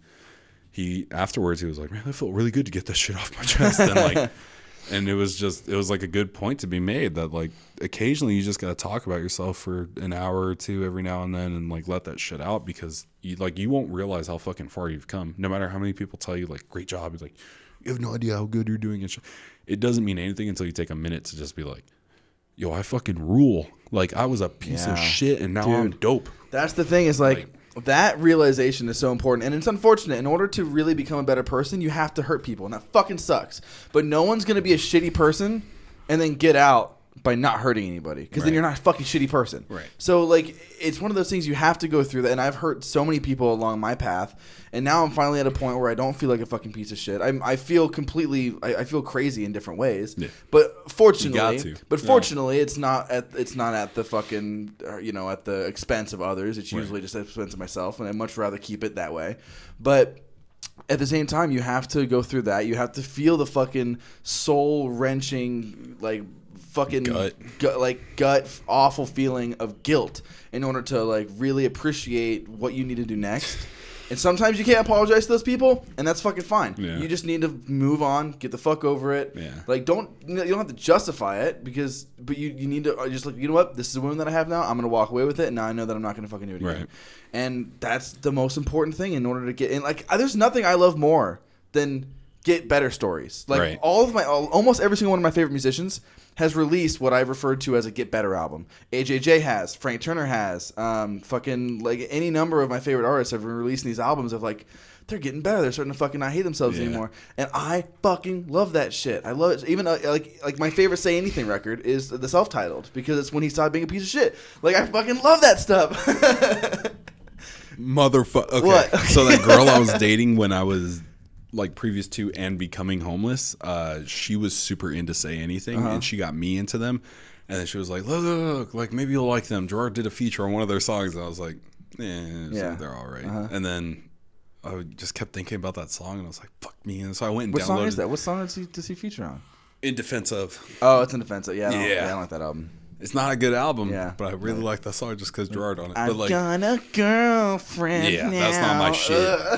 But I just like even if it is satire. I like Say Anything because that dude looked like a dad, but like, and he still does. Like, he looks the same age too. But the point is, like, that dude, they've all had their Get Better albums, and like Say Anything's version of that was fucking fantastic. Open up with fucking like, I mean, you got Fed to Death, but then you've got Hate Everyone, which is just like this anthem of like, fuck who I used to be, like that, and fuck everybody else who's like that. Another fucking smart album, dude. Like. That album is so good. And then you got to Do Better. And you have like Crushed, which is cute and kind of whatever, but I like it. Yeah. I think it's fine. But one of my friends from high school, Andrew Barber, he couldn't listen to that album because he liked it. He said it was good, but that song Property made him physically and completely emotionally bereft with anger. He could not fucking handle his, because it was so realistic that he's like, yeah, it's good, but I can't fucking listen to it. It's a very heavy fucking song. But yeah, anyway, you have to run a trail of wreckage in order to figure it out. You got to be a sack of shit before you can be a sack of gold. Like, you got to And then those things that you, like when you were a piece of shit, it's not that you dump them behind and just move on. You gotta, like I use this term, wear it on your chest type of shit. Yeah. And I say that about lyrics a lot, but like ultimately that came from me being an asshole. And so I was just like, okay, like I gotta kind of wear that on my chest, like, you know, Dante's Cross, or I guess to some extent even like the Scarlet Letter type of shit. Like you gotta fucking carry that with you. And it's not because you want to keep poisoning yourself. It's because you figured out how to like not let the poison in. You're just like, look, I did that, but I'm doing this now, and like this shit way more important. I'm gonna keep being that version. That's a secret, Cap. I'm always angry. I'm always a sack of shit. But that's exactly what that point. That's exactly the point that he makes. Is like you, and by keeping that on your chest, it's a constant like reminder as well to just move forward. And okay, a lot of the things one of the things that really helped me, like people is what helped me the most, and having a direct connection with somebody else, and the people in my life, that's what got me through the most.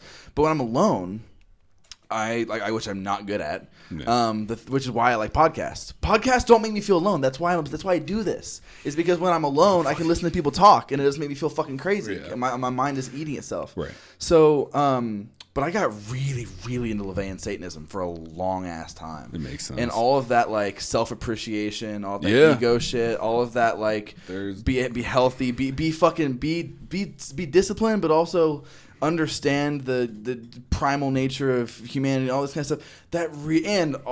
I loved the crazy blasphemous stuff. And I love the smoke and mirrors and the cool looks and the sigils and the fucking. And Anton LaVey was a hilarious fucking satirist, and I loved that stuff. So that helped me a lot. Like that like gave me so much self-confidence where I was like, no, fuck you. Yeah. Like this is my shit. Like that I was kind of a wet noodle most of my life. Kanye make a little sense once you realize that shit that he's like drinking is that like he very much about himself. Like Kanye West makes sense on that point because he's like, this is the greatest shit. But he means it like this is the greatest shit ever. But really I want to believe that he believes it like though. This is the greatest thing that I've done. That's one of the most important lessons from Satanism though, is that ego don't be Kanye. The ego doesn't mean I'm obsessed with myself. Ego is just sense of self. So you can have an unhealthy if you're way too Kanye, or if you're fucking Elliot. What's his name? The guy that, Elliot Smith, is that his name? The singer, the emo singer-songwriter guy that killed himself? Is it Elliot Smith? Elliot Smith. Yeah. You can be. Those are the two sides of ego. You want to be in the middle. Right. And the best way to be in the middle is to embrace the carnal sins, motherfucker. Like the best way to be in the middle is to listen to Black Parade and don't acknowledge Danger Days. Yeah, and don't acknowledge Danger Days. So but that's back to Danger Days. Fuck them. Nah. I fucking once a year I'll listen to that album and just be like, there's got to be something here that I'm not fucking getting. Maybe you will one day. Nah. Because I got kids, you know, I got a niece and little sister that I help raise and shit. Yeah. So and I thought that's where it would come from because Gerard had just become a father when Danger Days had come out and shit. So I was like, that's got to be it. And then I got those two kids and I was like, that's not it. I love them to death. Those are my fucking world, those two kids. But that album did not become better by having children around me. That album became worse because I was like, this dumb motherfucker told me it would be good with it. All right, so let's go back. Why are you back in Arizona? Is this part of your trajectory? Is this getting better? What's going on here? Kinda. So I spent 5 years dealing with a year of being homeless, which was fucking crazy. So 5 years and a year of that was being homeless, and then 4 years was spent dealing with it.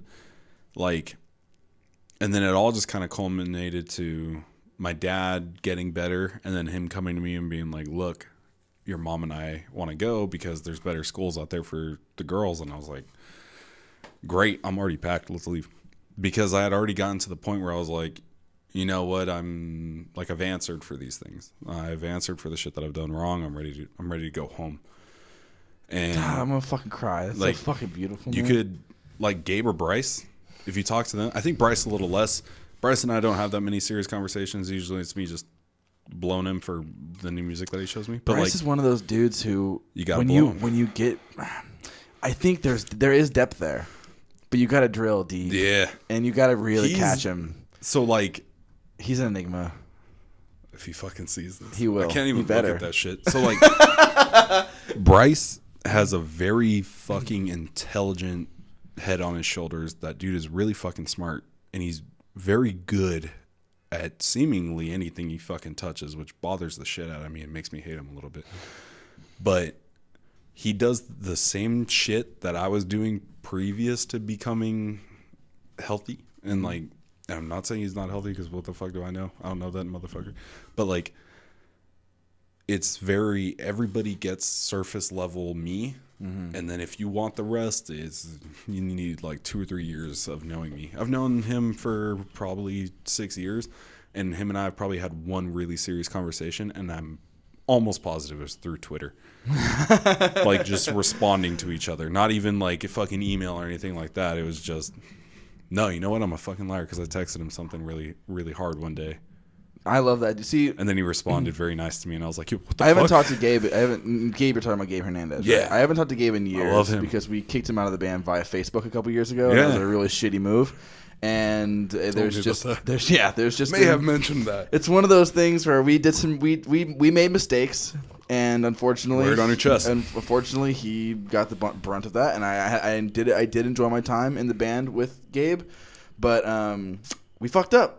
And that relationship's kind of ruined, and that sucks. But whatever. But Gabe probably know the most about that, because Gabe is the dude that I would kind of seemingly go to let shit out. And I only did that like once every year or so. Yeah. But Gabe would be the one to tell you that, like, you know, I always kind of, in a weird way, idolized Arizona, and that like this place was my home. This is where I grew up. Like, my first best friend was here. His name was Chris. Met him in 3rd grade. Wonderful dude to follow on Twitter, especially all the shit he talks about at ESPN. And then he talks a lot of shit about his own favorite team, which I'm not going to say who it is, because I don't know anything about sports, so let's not go down that rabbit hole. His favorite team is my favorite team, but it's because of him that I like them. But I mean, I'm from Ohio, so we got the Browns, so I never was a big fucking football fan. Fucking Danny Brown's dog? That'd be a good football team. But yeah, it's like Gabe probably know it the best out of people that I talk to, like outside of family and shit. But Arizona's always been home to me. And then so when my parents came to me and they were like, yo, we're thinking about going because like better schools for the girls, I was like, I'm ready. I've been ready. Like, let's leave right now. And then the month leading up to like, did we get the house? Did we not get the house? Where are we gonna stay? Like, come on, let's fucking do this. And then my dad really fucking turned his shit around from, 2012, where he fucked everything up. He just kind of like pulled a house out of his ass, and he was like, yeah, I got a place for us to go. Let's fucking leave. And we packed everything up over the course of like a weekend, and we got in the car and we came out here. And the second I got out here, I was like, it's going to take time for me to adjust. And that's why I didn't hit you up immediately to be like, oh, let me get on the show, because I was like, I do not know if I'm going to see the end of this week, because I wasn't sure how I'd feel coming back here. And so, how long have you been here now? Almost a month. December 17th, I got out here. Almost a month. Got it. It was weird. I got out here, and then like 5 days later celebrated my 23rd birthday, and I was like, what the fuck? Like, what happened? I didn't even realize how much time had passed, but that's how it felt out there. Was like I lost 5 years, because it was just 5 years of dealing with shit and not realizing what days were passing and wasn't. So now that I'm out here, like, we celebrated Christmas. Like, this is a good example of how fucking far I've come through depression. Not 2017, but 2016, when Christmas hit, I was just like, I gotta work. I'll see you guys later. Previous year, I gotta work. Let's do this shit quick. All right, I'll see you guys later. But then this year, I was like, motherfucker, I'm gonna dress up as Santa. I'm gonna confuse these little kids. And that's what I did. And there's a video on Facebook. I'll have to fucking send it to you. But like, I dressed up as Santa, and my niece and little sister were like, what? You could see it on their face. My niece was just not happy. She was like, oh. And my little sister was like, Santa Claus, holy shit. But my niece was just like, don't fucking touch me. And even my pit bull got like really thrown off by it. He was like backing up and growling at me, and I was like, you want to be one of my reindeer? Positive emotions. Yeah. And it was like, what the fuck? But that was like, coming back was, I feel like it was a good on track move to get healthy. And sounds like it. And it's been a long fucking time coming, dude. I wanted to come back for a long time. Even when I left Arizona after being homeless to go raise my niece, it was like, yeah, what the fuck am I doing? Like, I know I want to be here, but I need to get my shit together and like. So what? Get off acid. Homeless, like, were you panhandling then, like at that like turnpikes or what? Man, I don't. See, that's why I want to know give me the scoop on homelessness. Might be something that like, okay, so you know how there's people who tip and people who don't tip, right? Yeah, there's good people and there's fucking shitty people. Okay, yeah, so how do you feel? I worked as a delivery driver for years. Okay, I know so the you difference. get this, right? You got to tip. When homeless people are standing outside on the corner and they're asking for money, what side of that fence do you fall on? Like, do I or don't I? I always give money because I feel like, and this is you're gonna hate me. It's fine. We can have different opinions. I'm gonna present you very quickly my version of it, and it's totally fine if you don't feel the same way. I might change my mind because I know that and it's really not that crazy, but I feel like here's the thing. Most people are, and I haven't been homeless, so I'm wrong. I'm just going to generalize. Most of the people who are homeless are mentally ill, and that's why they're homeless, because they're fucking crazy. Yeah. Then you've got the other people who really did fall on hard times, and they're fucked and whatever, right? And then the smaller group that's just like, yo, I'm going to shoot this shit. Yeah, exactly. So now there's a few different tiers that you can fall into. I believe that it is my job as a fellow human to help out any fellow human that I see that needs help. And some people are like, they're just gonna buy drugs with it. Like, I don't give a fuck. It's not my investment. Right. I'm giving them money because that's my duty as a fellow human being. I don't give a fuck what they go do with it.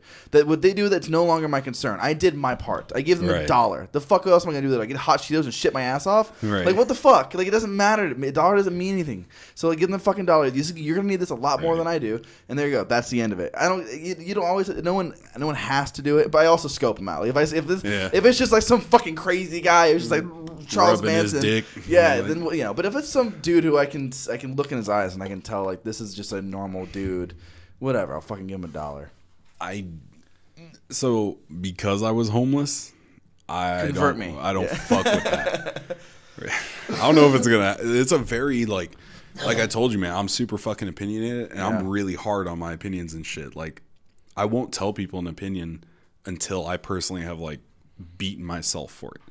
Like, well, why the fuck do I feel this way? Yeah. Well, does that make sense that is that logical? And like, that makes sense. This is one of those things where it's like, it fucking rides the line of being logical and not. Because I was homeless, I don't fuck with that. Like, I won't give people money because when I was homeless, I fucking figured it out. Like, I did not have time to go stand on the fucking corner and ask people for change. I had shit to do. What were you doing? So what were you doing instead? I was applying every fucking place possible. I was walking to people's houses that I knew from living in Arizona previously. I was walking to like old friends' houses and saying like, yo, can I use your address for this application?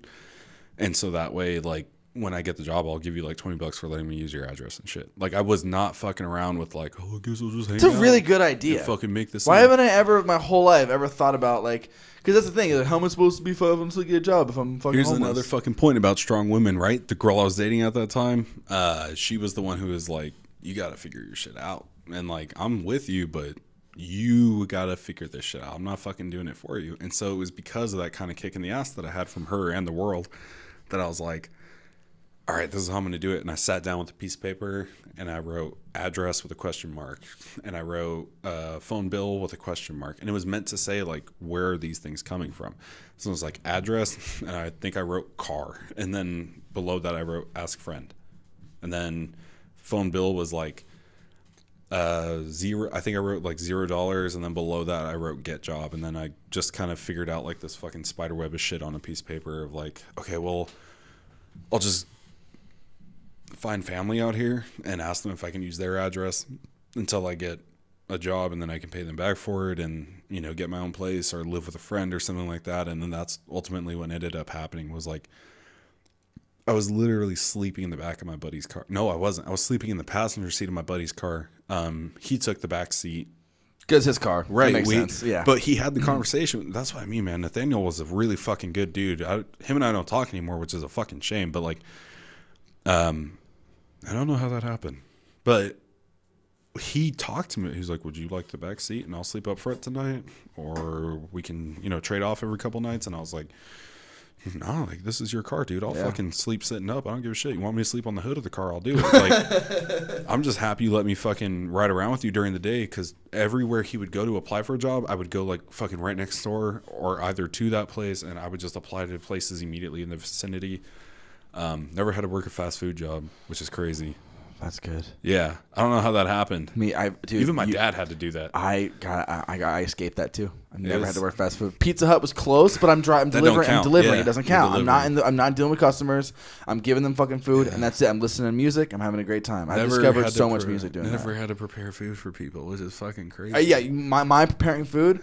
Putting wings in a fucking fryer and cutting the pizza with a giant like pendulum cut. That's it. That don't count. You didn't work fast food. That's it. You delivered the fast food. Yeah. You just hung It wasn't out. even that fast. You had to wait like fucking 20 minutes for the food to even get done. Yeah, but Pizza Hut got that. I fucking am on the side that Pizza Hut is better than like Little Caesars and Motherfuck me up. I think Pizza Hut is, and this is biased because pizza, I've worked there. Yeah. But as far, if you want to talk about your main like bullshit chain pizza places that you can get in any city in America, Pizza Hut's got my money. Pizza Hut or Papa John's. It's really? One of the two. Yeah. Oh. Domino's can fucking suck a dick. Little Caesars, like, I guess if I need a laxative, but as opposed to, I mean, that's it. Like, Little Caesars fucked me up that way too, man. Yeah, no, that's it. But yeah, so like that's while I was homeless, there wasn't that much grimy shit until we found a spot to stay. I was drinking a lot for sure while we were car camping, is what we kept on calling it. A Facebook memory popped up and I saw that and I was like, oh fuck. I gotta bring this up on the podcast. You're like white guy homeless. Yeah, like you're homeless in a car. Pretty much, like, yeah. But you know, to some extent, there's a lot of fucking white people that are out there. Yeah, I think that was a shitty joke. Right, but you know what I mean? Like, there are a lot of fucking white people who are homeless. I'd argue that most of the fucking homeless people are white pieces of shit. And so that's why I don't fucking do with it, because I was the homeless white piece of shit, and I just fucking forced myself to figure it out. And Now, how did you get out of that? I was 18 when that happened. So was your family not going to take you back in, or did you not want to go back? So it wasn't. Because you seem pretty proud. You were kind of, you feel as a prideful person, and I feel like, am I right in that a little bit? A little bit at that time. At that time, yeah, I was a little defensive. A little like I don't want to. I didn't want to need your help. Yeah, yeah. See, that's what I'm. And then it didn't help that I'd gotten fucking drinking, because I just you're not drinking anymore. That shit. It's not that I'm not drinking anymore. It's that I know how to handle myself when I drink. Because the problem before was one's too many, 32's not enough. Got it. And then now it's like I could have probably 4 beers and still be fine and not want another one. I can stop at any drink. Why is that? Is it because the time in your life is different? It's probably has something to do with that, but it also has a lot to do with the fact that I would fucking punish myself. When I was trying to get clean and sober to like help raise my niece, the acid was really easy to kick. And then... Well, yeah. Because I just wore a giant fucking hoodie and slept in this room that had no air conditioning, but it was all tile in Arizona. So I was like fucking sweating constantly. Got all that shit out of my system, but the drinking was really fucking hard because I always had access to it. And like a buddy of mine had a garage full of like a small pallet full of pre-banned Four Locos. And so he was just like, yeah, you take whatever the fuck you want. So there was always this moment of like, you know, if I ever just don't want to get clean, like I could if I ever just don't want to dry out anymore, I could just go into the garage. And so that was really hard to not drink around that. And then now I would punish myself because while I was dating the last girlfriend, the one who ended up getting married and all that, like I'm super fucking happy for her. But like while I was dating her and I would drink. And then once she would go to bed, I would force myself to do laps around the apartment complex until I would vomit and like get that shit out of my system. And then now it's just like I can have as much as I want. I can stop whenever I want because I know that like I still have it in my head like, okay, after I have this first fucking drink, I have to go do laps. Like I'm not allowed to have another one. And like, but it was basically like, you know, it's how you learn not to do bad shit in your house. If you fuck up, somebody's going to spank you or yell at you, right? So that's what I was doing to myself, was like, okay, do the wrong shit, gonna fucking punish you for it. That's the thing. I had a roommate I loved. I still talk to him. He's still in my life. Love this dude. And he was kicking heroin at the time. Yeah. He had said he had kicked it. It was a little, but like we let him live with us because it was one of those people, you meet someone, you look them in the eyes and you understand like, this is like a kindred spirit. Like this person, I love this person. I see that I could see it. I can feel it. It's right. And so we let them into our house, and we were like, in this very room, he lived here, and we were like, hey man, you can fucking live with us under one one and a half conditions. The half condition is like clean up after yourself. The other condition is you can't do heroin at all. You do heroin at all, and your shit's gone. It's a pretty fucking hard rule, dog. Yeah, I know. You gonna put that down on him like that? Yeah, of course. Like, that's it. Because he said he was already clean, and I believed him. Yeah. So I was like, all right, well, just continue being clean. And like he wasn't banging anyway; it was just smoking it. So it wasn't. I mean, obviously it's still bad, but like at least I wasn't have to worry about needles in my house or anything like that. So I was like, that's it. You just keep on the track. Don't do heroin. You can live here. Fucking found burned up tinfoil in my fucking house. Motherfucker was gone. And then like I text message too. I wasn't even like he wasn't home or whatever, and I wasn't waiting. So I was like, all right, guess what? As soon as you come back, you can take your shit with you. And it was done. But here's the thing. This dude apologizes very maturely, doesn't beg, doesn't anything. Just understands takes shit. It like a fucking man. Yeah. Gets all of his shit gone, goes to Flagstaff, and he's now, after that, after losing his shit, after falling down that hard, and like this was the first time he's actually had like a stable home in a long time where like he's safe and he's not around bad influences, he's not whatever, and he fucked it up. So we were like, all right, well, this house of love, you're gone. You got it. So he goes away. He's in Flagstaff now, doing great, clean, got a girlfriend. Flagstaff, got a place to go to like fucking dry out. Well, he didn't have any connections up there. Right.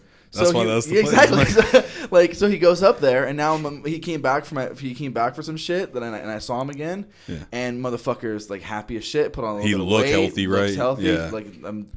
I was so, and he tells me all the time. He's like you guys fucking saved my life by kicking me out. Yeah. And I'm not blowing my own horn. I'm just using that. That's my most personal example. You gotta whip somebody in the ass. Yeah. Every once in a while, you have to. And that's what happened. Was like.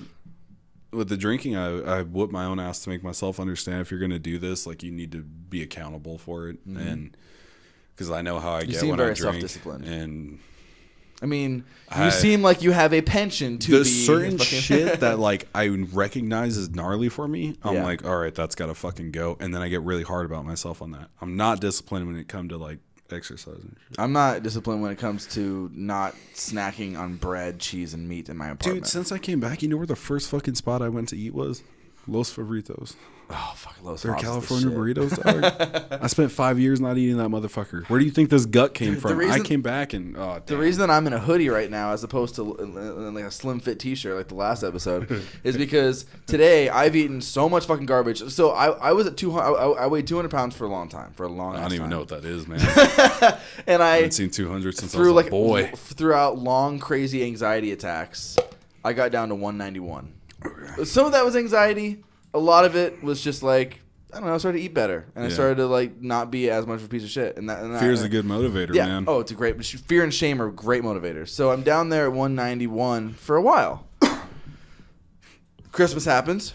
I haven't looked at myself since. Yeah, I go to the bathroom, I turn the light off, don't want to look at the fucking scale. Don't look at me. Don't fucking look at me.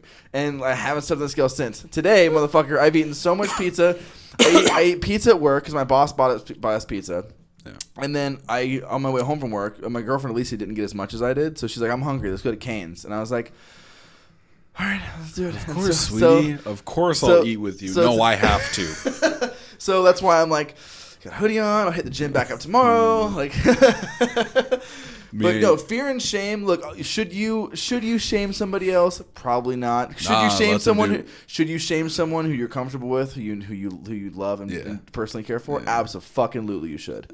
Me and my mom do that to each other. It's important. Yeah, shame is important. You're gonna get a bunch of fat happy assholes who die at 30 because no one ever told them they were a fat piece of shit. My mom. Bryce made me feel really cool about this. He was like, I wish that I had the relationship Wylie has with his mom. Her and I, like, once, you're probably going to start getting these Snapchats now, but like her and I fucking are wild together. It's like two friends who haven't seen each other in multiple years, right? And they don't understand that they're not in college anymore or some shit. But that's how me and my mom are. And so my mom's always quick to me being like, oh man, I think I should go for a walk. And then she'll be like, yeah, no shit. Like, she's just very hard on me, and that's where I get it from. I think that's why I'm so open and opinionated, is because of her. My mom's a very lovely Hispanic woman who just don't give a fuck.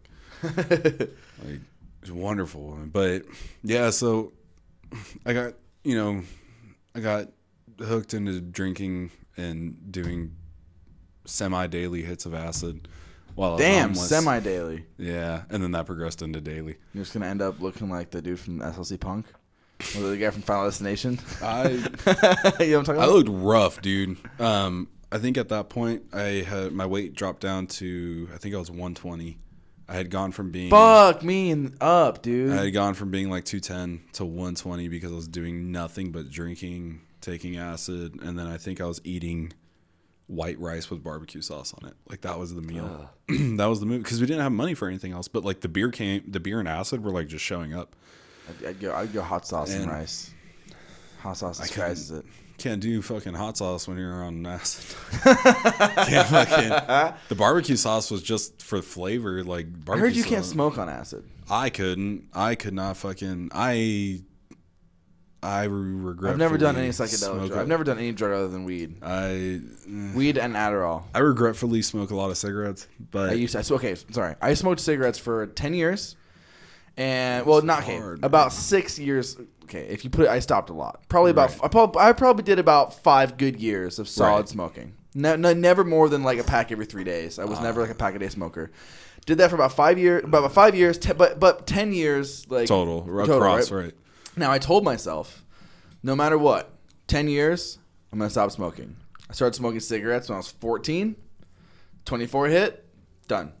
Doesn't matter. Even though I knew it wasn't really 10 years, I was like, no. Because 10 years is like, that's 10 years is that's not good. Start looking like old leather and shit. That's old leather shit. Yeah. That's like emphysema. Like, I'm done. I look like an old used leather couch at this point. You look fine. What are you talking about? Don't fucking say that shit. Nah, man, I got a whoop on myself. Your skin is way smooth than mine. I got all these fucking, I mean, mine's blackheads. It's only because we're across the table, dog. I promise. Get those glasses up close to me. You'd be like, oh man, this motherfucker looked like my old couch. Like, oh man, look like an old Honda. But I look rough. But like, so an animal someone forgot lives underneath the fucking house. Man. When my hair and my beard grow out, that's how I fucking look. I look like Robin Williams during the Zelda commercials, man. Robin Williams during fuck, what's Good Will that? Hunting? No, not Good Will Hunting. The Jumanji? The movie about Jumanji. The movie. Fuck, he looks haggard in a lot of movies. No, the one about where he's like the King Arthur one. The one with fucking. Fuck. Yeah, see with the radio, the shock jock radio host. He's looking for the Holy Grail. Right? King something, James, fuck, whatever, it doesn't matter. It's going to come to us later. Yeah. Like 2 o'clock in the morning, I'm going to text you and be like, For real, though. That's Jeff Bridges. God damn, that movie is so fucking good. The whole, But, point is, like, so I started doing, no, you're good. But, like, I started, doing semi-daily hits of acid and then drinking nonstop throughout the day. I would wake up with a beer in my hand that I'm not sure where it came from. Like, it was getting bad, and then that would just progressively go. And because I was doing cart pushing at Target, and if anyone who runs a Target is watching this, I'm sorry, but like I was drinking while I was at Target. Like I would keep. Fuck, they're all high. It's fine. They all got fucking pens. I felt really fucking bad after the fact. And during, I didn't give a shit, obviously, but like I would bring alcohol with me. I would set it outside in the machine to push carts. Go inside, clock in. All right, I'm gonna go push carts real quick. The other dude working with me is going to do bathrooms and to walk around and shit. And I would just go out there and start drinking while pushing carts. Now, these beers or is it just a bottle of liquor? This is anything liquor, I could get my hands on at this point, yeah. Because the shit that would just appear in the house was always like Jameson and Jaeger. And then I like Jaeger too. And then eventually it progressed into just shit I couldn't pronounce. And then all that fucking Russian shit that's at the bottom of the shelf. Yeah, that looks like fucking math symbols and shit. Yeah. But and then at one point, one of my pain pills. One of my friends that I would like go and stay at his house occasionally. He told me, he's like, yo, I got these pre-banned Four Locos like in my garage, and I was like, no, you fucking don't. And then we went to his garage, and he What does that mean? What pre-banned Four Locos? So pre-ban, there was a ban on Four Locos for a little bit because they were too fucking gnarly, and now the shit that's out there is soft. It's like Monster. Didn't that happen to Nas? Didn't Nas? Yeah, Nas had that same thing happen. But and so he was like, yeah, I got these if you want to have them, and like you could tell that they were like, this had been long. You should not fucking drink this. Like this is past any fucking well-being date, but we were doing it anyway because fuck it. And so that's the lifestyle that was going on while I was homeless. Was just like fuck it, dude. We'll just who gives a shit. We'll take anything. And And I kind of got that false sense that I was invincible. And then for some reason, I got the phone call that my niece was born, and that like fucking clotheslined me hard. And I was like, yeah, I'm not invincible. I will die. She will not get to know her uncle. I need to get my shit together. So sobered up, started drying out. And then the drying out process took probably like a fucking year for me to not constantly crave alcohol. And then after that year, it was just like, I still don't know how I am with this. So like it needs to stay at a distance. But once I got that shit under control and like forced myself to like, all right, if I'm going to be drinking, like I need to answer for that. So I'm going to go do these laps. And withdrawal is fucking, like, I don't know if this Rough. is true. I heard that heroin withdrawal won't kill you, but alcohol withdrawal totally fucking can. Fuck you up, dude. Like, I mean, Amy Winehouse, like, that's just like the shining example of like, fuck. The shit's harsh. My drying out process was me sitting on a patio of a friend's apartment on the second story and just fucking baking in the sun and trying my hardest to, like, if I want to drink, it's going to be water or tea. And that eventually became what I would do. Is I would just go buy. You never did the O'Douls or the fucking alcohol. I don't fuck with that. It's the same reason. That's kind of weak too. Like, no, if you're gonna do it, then do it. Like, what the fuck you? It's the same reason I don't fuck with vaping. If I'm gonna be a piece of shit, I'm gonna have a cigarette. Like, and I have nothing against people who vape. That's not my shit. I don't really feel that negative about anything people do because I get it. Gotta have your fucking vices, but I personally don't, because it's like, if I'm gonna fucking smoke, like, I'm going to have a cigarette or whatever. Like, I'm going to be a piece of shit. Like, I'm not doing the e-cigarettes or vape pens. Now, here's the thing with vaping, though. It's like, there was nothing I loved more in the world than tearing apart a vapist. Like, I made fun of the I made fun of the vape shit, and Josh and Austin and all those guys, they always heard it. I always made fun of the vape bullshit. I thought it was, I said the same shit you did, and I was like, fuck you guys. Like, if you're gonna do it, then fucking do it. Stop being bitches. And then, I was still smoking cigarettes at the time. And then, we got an offer. People quit, we used to have snakes in this room. We had 7 snakes in this room at one time. Oh man. Or 7, like 6 or 7 snakes, and we had 3 monitor lizards. Like, we were the fucking reptile people, and there's still like stains on the carpet from the warmers and shit like that. Like, we were really into it, and we sold one of our snakes for one of our really expensive ones, and the girl was buying it was like, hey, how about this? How about I'll trade you the highest end vape that we make right now, with the batteries, with the pack thing, with everything. We're gonna give you the best shit. And I looked it up. It's legit. This is what everyone's upgrading to. This is like a $400-$500 set of stuff.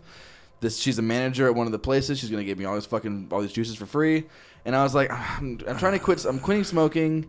Yeah. Maybe I'll give it a shot, right? I was like, who gives a fuck? I want to experience it. Like, I never wanted to, but when it's handed to me, I was like, give it a shot. Right. So I did it. I got really into it for a little while. Not like where I was like, I didn't know anything about it. It was one of those vapes that, like, you didn't really have to know all the mechanics to be able to work it. You just watch one YouTube video and you figure out how to work it. And then I fucking started bringing that vape around. Right when we recorded that 100 Skeletons record, that's when I was doing it the most. And there's videos of me using it. And at the second I brought that around, Josh and Austin, I saw them look at each other and look at me, and I was like, "You shut the fuck up!" Because all I did was talk shit about it, and I was like, "Fuck you! Look, I deserve it." There's like videos like while I'm recording bass takes where I'm just like. This is why I don't fucking feel that negatively about it. Just for me personally, I feel negative, but for other people, I get it because it helps people quit smoking. But you know what?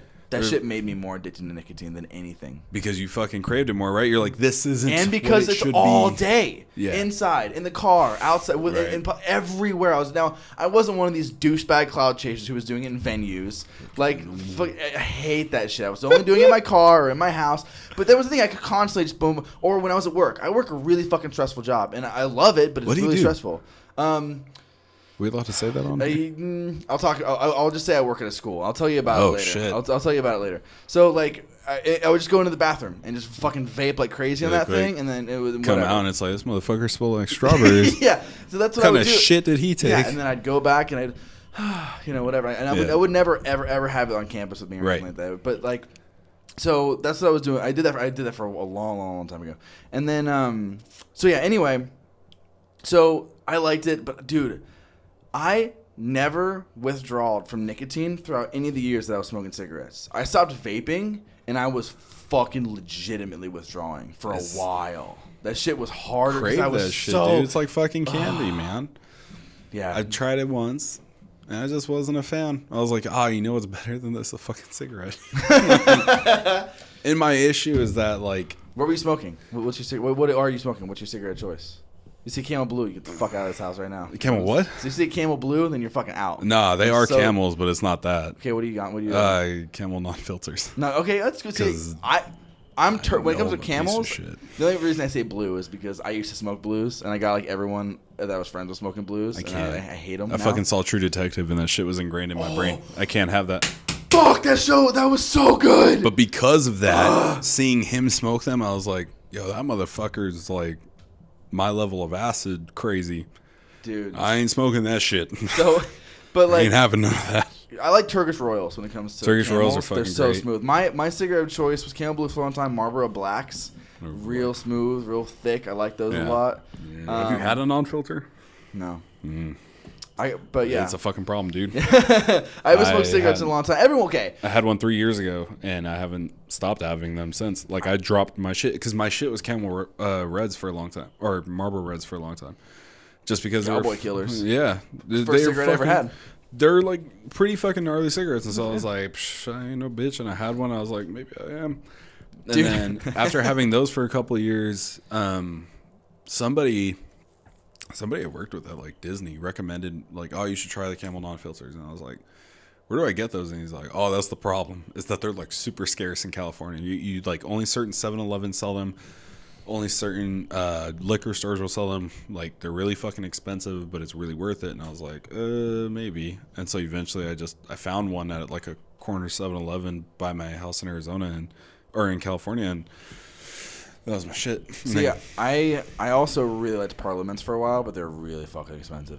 So, but the thing is, like, last time I smoked, I did smoke. I have smoked since I was 24, but that's like I was fucking drunk. Like when I get really drunk, I just want to smoke cigarettes. And okay, I was drunk by myself. Like my girlfriend fell asleep, and like her and I had some ginger ale and Jameson. And she passed out, gone. She's I should have brought that bottle. I have on my desk. She passed out. And I was like, all right, well, I'm partying, motherfucker. So I just drank the rest of the bottle by myself throughout the night. It was like half a bottle of it wasn't even the big one. It was like half. Fully putting down that whole bottle. No. It was like half the bottle of the fucking not the smallest one, but the middle one. I think it's like the 16. Yeah. The 16. But like that is also the night that I understood and truly developed a passion for country music. I'm not talking like new country music. Right. I was kind of tinkering. That classic shit, yeah. I was tinkering with country. My mom got me into that, man. Yeah, I was tinkering with country, and I didn't know where I was yet. And I was drinking Jameson, and I was like, let's fuck around with this. I put on some fucking George Jones, put on some Loretta Lynn, put on some fucking Tammy Wynette, and all that fucking old 70s shit. And I was like, it's impressive music, man. I get it now, and not until I was drunk and alone. You got to be drunk and alone to understand some Hank Williams. I have one of the best records I have in my collection is also one of the cheapest, and I found Hank Williams. It's called Blue, and it's just like 15 of his just sad songs, and it's fucking good. Holy shit, that album! Like drinking and listening to fucking Hank Williams Senior sing nothing but sad songs, like fuck me up. Like sure, I'm so lonesome I could cry, but there's so many more. There's so many more. Jameson was how I developed an appreciation for Sgt. Pepper's. Ooh. I drank a whole bottle of Jameson, and I was just listening to that record, and I was like, I am the fucking worst. Yeah, dude, that's but like I fucking felt that in my soul. Like I was just sitting there like pissed drunk, and I was like, I am the fucking walrus, man. I am. I've only listened to that. I've only listened to that record a couple times. It's a hard fucking record when you're drunk, man. It's a hard record when you're fucking sober. I'm not like the biggest Beatles fan in the world. I am in the Lonely Hearts Club. When it comes to the Beatles, not a big fan of the Beatles. Big fan of Sgt. though. See, when it comes to the Beatles, I really like. Here Comes the Sun. See, I like it's a moist song. Okay, it used to be. Yeah, like the ASMR or whatever. It used to be with the Beatles, which is all like old cover. It's all covers of like 60s girl groups and whatever. But then after my girlfriend, who's like the biggest, like, she knows every piece of trivia, every little piece of knowledge. She's one of these crazy Beatle freaks. And I listened to Abbey Road enough times where I was like, oh, yeah, this is it. This is definitely the best one. Right. This is my favorite now. You know, it took a long time. Abbey Road's a different... Beatles fucking fall out of my exception for artistical peak, those motherfuckers. Yeah, because they always became a new fucking band. Every time they put out a record, it was like, oh, they can't ever hit artistic peak because they're literally different people coming in and out of records and shit. Yeah, and Abbey Road really is their... she always says this. She always says that Abbey Road is actually their last record because Let It Be, I guess, is just like B-sides or whatever, like, just outtakes. And Abbey shit Road like is a good closer. Yeah. Just like the Black Parade would have been. But even Let It Be, their last record is like a B-sides record and also the one they ended on and ended strong. Yeah. Which is but that's because there's the Beatles, there's only one of them. That happens once every. That's it, man. Yeah. You have the. I mean, who else could ever possibly do that? You've got the Beatles, or like I'm trying to pull something from memory, but I don't even fucking. You think Dylan? Really? You think Dylan? I don't think he's as good as the Beatles, but I think that he has like the same kind of resonance. Really? You think he has the same resonance? Yeah. Dylan, a motherfucker, dude.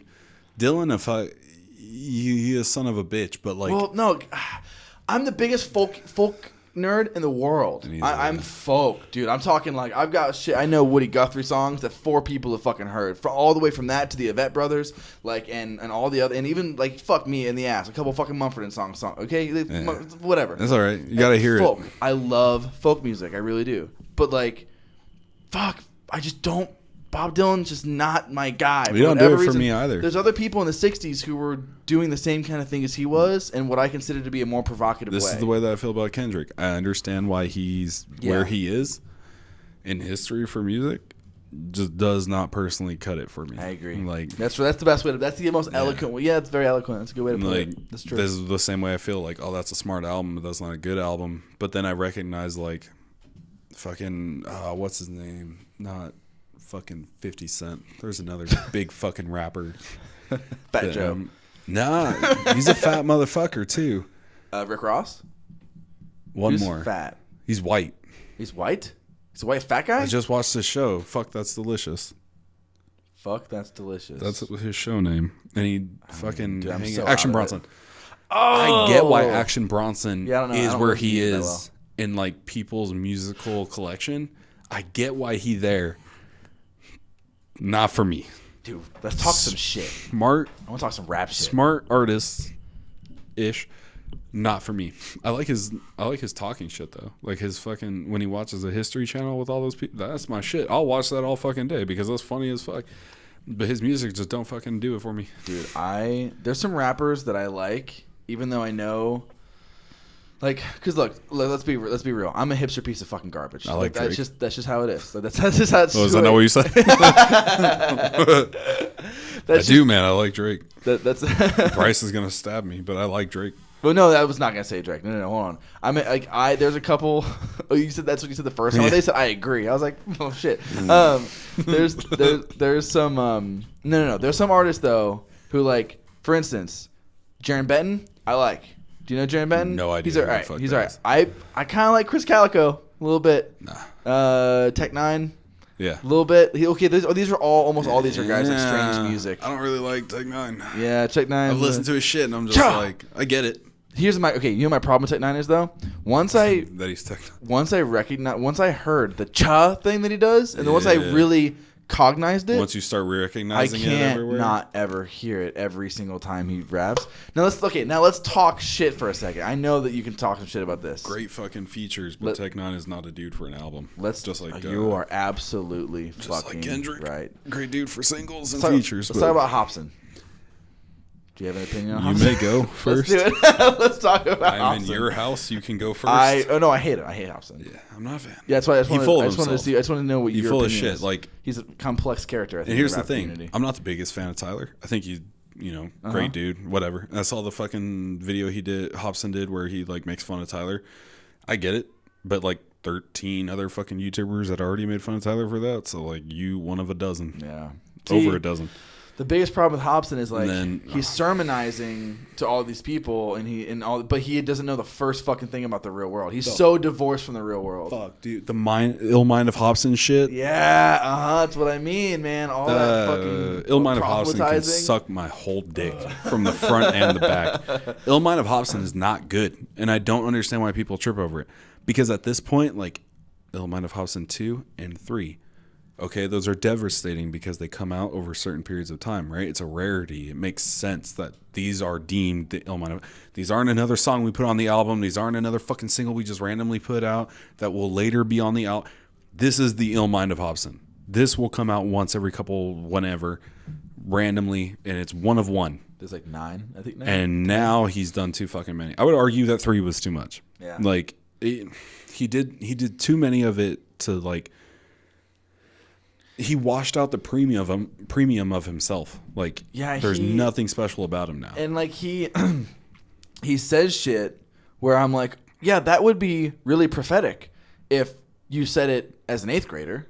Right. But you're a fucking... A lot of his shit is like for an adult. Like, yeah, like you just now got that. Yeah, like like that whole like religion thing, all his like angsty religious stuff. He said, I was like, yeah, these are all like angsty points that I made when I was 14. I think you did that almost a decade ago. Like, yeah, exactly. And then he talks shit like, oh, fucking Tyler ain't making no fucking beats or saying anything that nobody's heard before. But then he goes and says the same shit. I'm like, yeah. Who's a rapper that you just fucking hate? Just straight up, like, because you have strong opinions. You have really strong opinions. Who do you fucking just like? Eminem right now. Yeah, I would agree with that. Because I just finished listening to that new album. Bryce kept on tweeting like you did not have to listen to that album to know it was bad. But I read that tweet. I think he was just tweeting it in general, and I was like, yes, I do. So I listened to it, and I was like, yeah, no, he's not wrong. Like, but I don't know. Like, I know I don't like Rick Ross because he says some rapey shit. Yeah, for sure. And like, whatever, I'm a fan of Tyler. He talked about raping women, but it was for an act. Rick Ross, like, I don't know if that's an act or nothing, because that fool don't seem smart enough to have characters in his music. And like, he says some rapey shit in a couple songs where I'm like, I'm gonna wait to see this dude on the headline before I say yeah, he's the next. I know I don't fucking like Rick Ross. I hate Hobson for sure. Yeah, for sure. Fuck, I just fucking watched or I heard their song on the radio. Nicki Minaj. I don't fucking like her. Oh yeah, fuck Nicki Minaj. Nah, like that is a rapper I hate. Okay, for sure. And Birdman. Fucking say Birdman? Yeah. He a bad rapper, dude. What you just witnessed was the digging up of a memory of my brain. Like, I was like, who the fuck is Birdman? Then all of a sudden it's just like fucking shoveling out this old fucking memory of like, what was that fucking I'm still fly. Yeah. I don't like Nicki Minaj, Birdman. I didn't know Birdman's still relevant. Oh yeah, well, Soulja Boy. I mean, that shouldn't even be on the list. Who gives a fuck? Tyga. I don't like him. I think he's a bad rapper. I hate what's his fuck the white whatever the fuck is what the fuck is that the congratulations guy, the cornrows. Oh, don't like that guy. Nope, I don't got his name. Him and that Tenacity on XXX. Where the fuck I hate that guy. Yeah, that. Fuck, I hated Lil. What was the guy that just died? I hated him too. Lil Peep. Yeah, I hated him too. Yeah, I didn't know who he was until he died. Yeah, but it's just I hate this. Maybe Bryce tweeted about him at some point. I just don't like this whole. I feel like there's artists who like look, mental illness.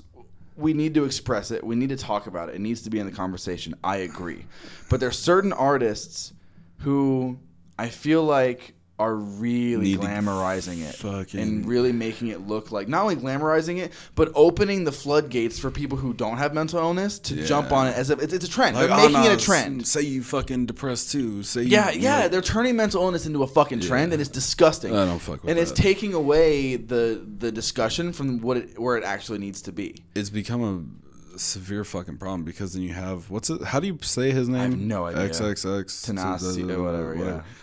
So that dude, XXX, not a fucking fan of him because he does that. He talks about depression in a way that make it seem like it's a piece of fucking jewelry that he's wearing or something. Hollywood Undead did that too. Yeah, hardcore. which They were one of the first people to do that. Swan Songs was. I think that's.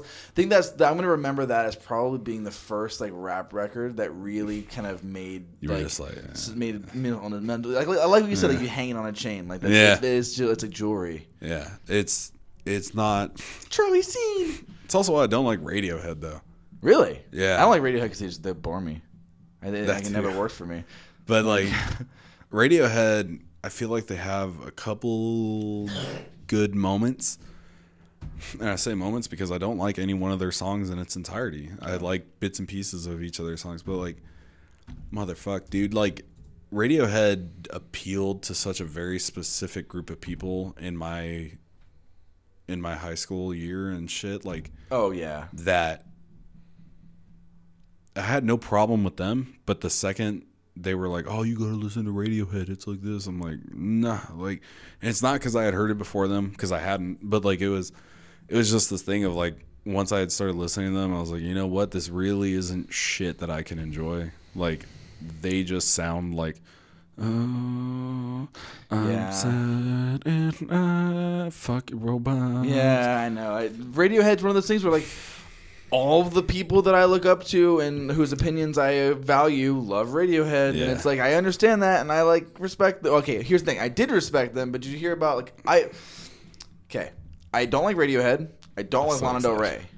Okay, yeah. But the minute Radiohead or Tom York goes to sue Lana Del Rey for 100% publishing rights over something that sounds kind of like Creep, even though Creep was accused of ripping off an old Holly song. Yeah. So it's like that whole Radiohead, thing is so. Or maybe not the entirety of, but definitely him. He a fucking crybaby. Like I don't fuck with that dude. I don't. It's like Napster Metallica shit all over. I don't like Metallica either. I fucking don't like Metallica either. They cry too much too. I don't fuck with that. And maybe it's because I got my little niece and my little sister. You know, like if you're crying, I don't hear you. Talk to me when you're done crying. Like that's my shit. And maybe that's why I just don't. Anytime I see somebody fucking cry, well, their song sounds like mine. It's like, oh fuck, I can't anymore. Like you dumb motherfucker. I didn't have an opinion about you before this moment, but now, dumb son of a bitch. But like, yeah, Metallica. Yeah, I heard about. I saw a video about that the other day, and I was like, the fuck. Like I don't like fuck both of them. I don't give a fuck. They're both derivative as shit. Yeah. But like, it's just like it sounds like him though. Like it makes sense. Like a group called Radiohead gets sour that a song by someone else sounds a little too much like one of their songs. Well, they said the same thing I said. Yeah, so that's mine. Yeah, it's so like it's just like chord progressions. It's not even like that big of a fucking deal. It's not like Led Zeppelin where they actually did rape the fuck out of somebody's music like a lot of different times where there's the same lyrics. How and do you everything. feel about the song "Stairway to Heaven"? Oh yeah, is this a real question? Yeah. Okay. It's like a meme in the music world. I feel like it's like Freebird kind of. Okay. I'm not. It's a good song, but again, man, once you hear like the original shit that they ripped that from, fucking Stairway did a very special thing. It was the first time this had happened before. Spider-Man 3 hadn't come out yet, but this was the very specific thing. I liked Freebird, and then I heard Stairway, and Stairway was so bad that it ruined Freebird for me. I liked Spider-Man 1 and 2 with Tobey Maguire, and then I saw the third one, and somehow the third one was so bad that it ruined the last two movies for me, so now I don't like any part of that trilogy. Wow. Yeah. That's very interesting. That happens, and like, but that was the first time that happened, was with Stairway and Freebird. I was like, man, Freebird's a really good fucking song. They got that crazy long solo just to say we don't give a shit. I get it. And then Stairway came on, and I was like, I really liked Led Zeppelin. You're missing. So you have a trilogy of fucks with the Spider-Man movies. You're missing one other song for Freebird and Stairway to make it a 3. And I know, and I got your third. What is your 3-piece? It's Hotel California.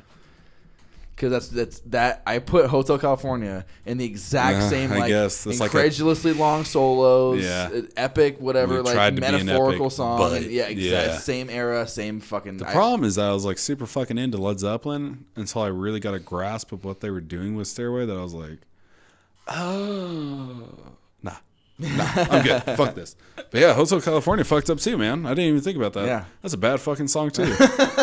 God damn. Shots fucking fired on the Eagles. The bad song. I don't like the Eagles in general though, No, so like that fucking either. work out. I don't know. Oh, man, When I think of the fucking Eagles, I bands. think of an old dude drinking Michelob Ultras and smoking like basic cigarettes. Like I don't think of anything interesting or fun Just at fucking all. Someone on custom the shit lake. that he rolled like.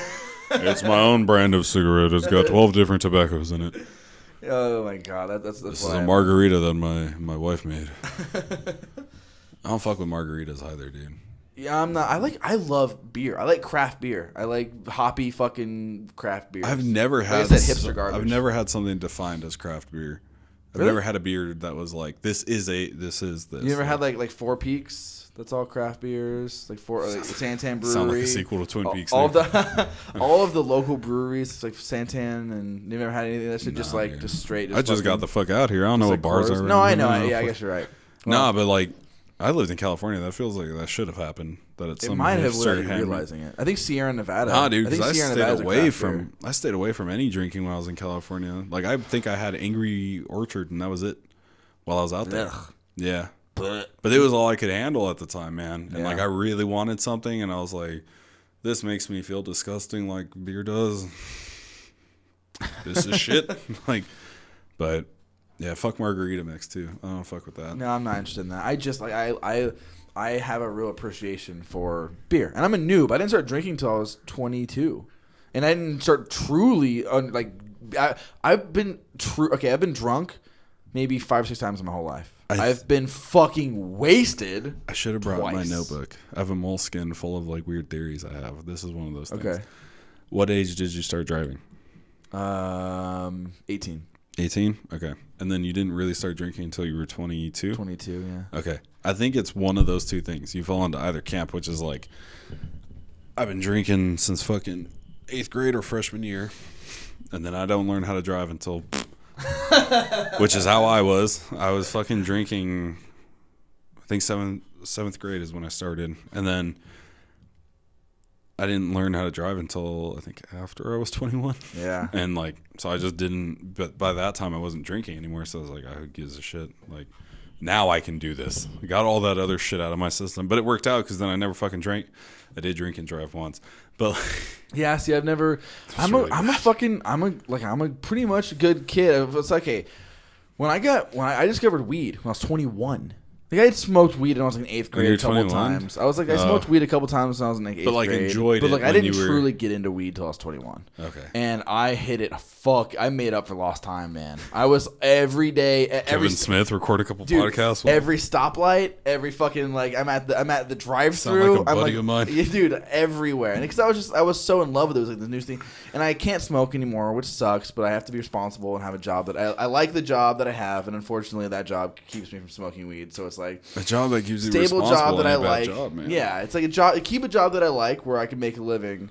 Or smoke weed. Like, which one am I really that interested in? So Go with the other one.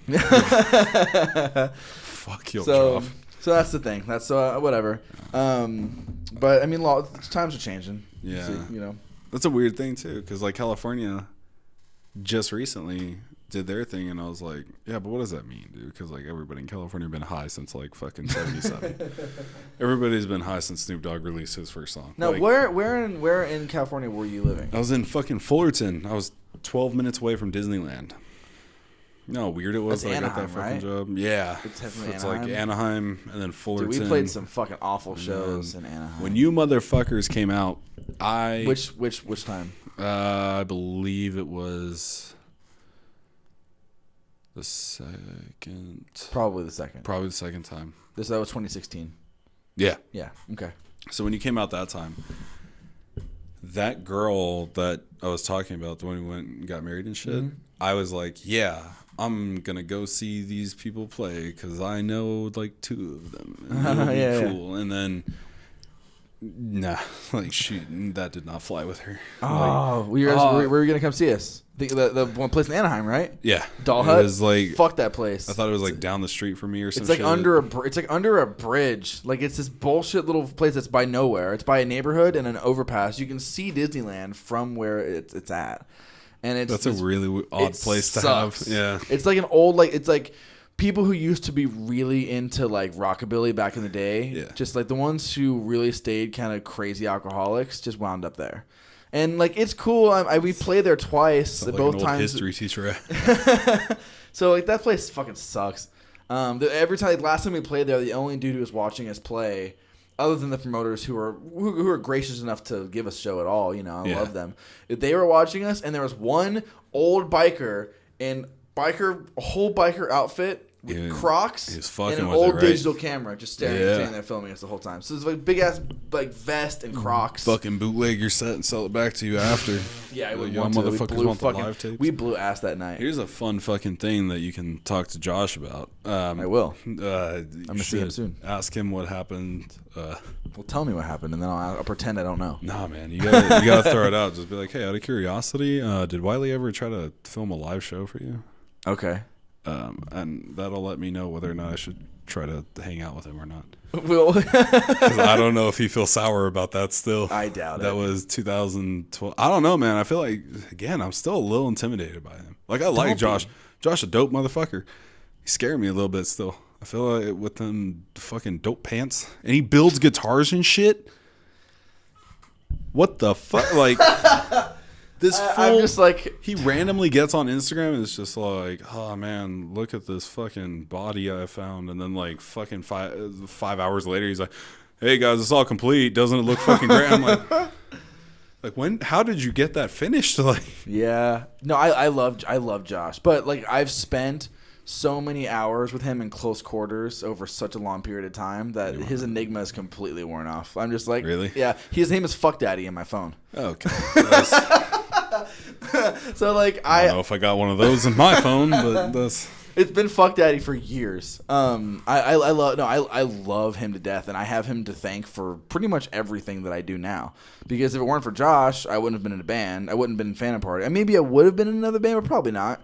And Phantom Party leads to all these other things, which leads me to getting into the local music scene, which leads me to doing a podcast, and yada yada yada yada. That was the crazy thing I was going to ask you. So you're in Phantom Party. You have a nice job. How the fuck do you, and then you have your significant other, like how the hell do you decide like, oh, you know what I'm going to throw on top of that?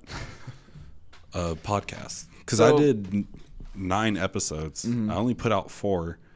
Still have those other 5. I've recorded probably 5 more that I never released. 5 or 6 more that I never released. And why didn't you release them though? One, this band who I love. I'm not gonna say their name because I do like them and they are good people. Talk that shit. Just a bad.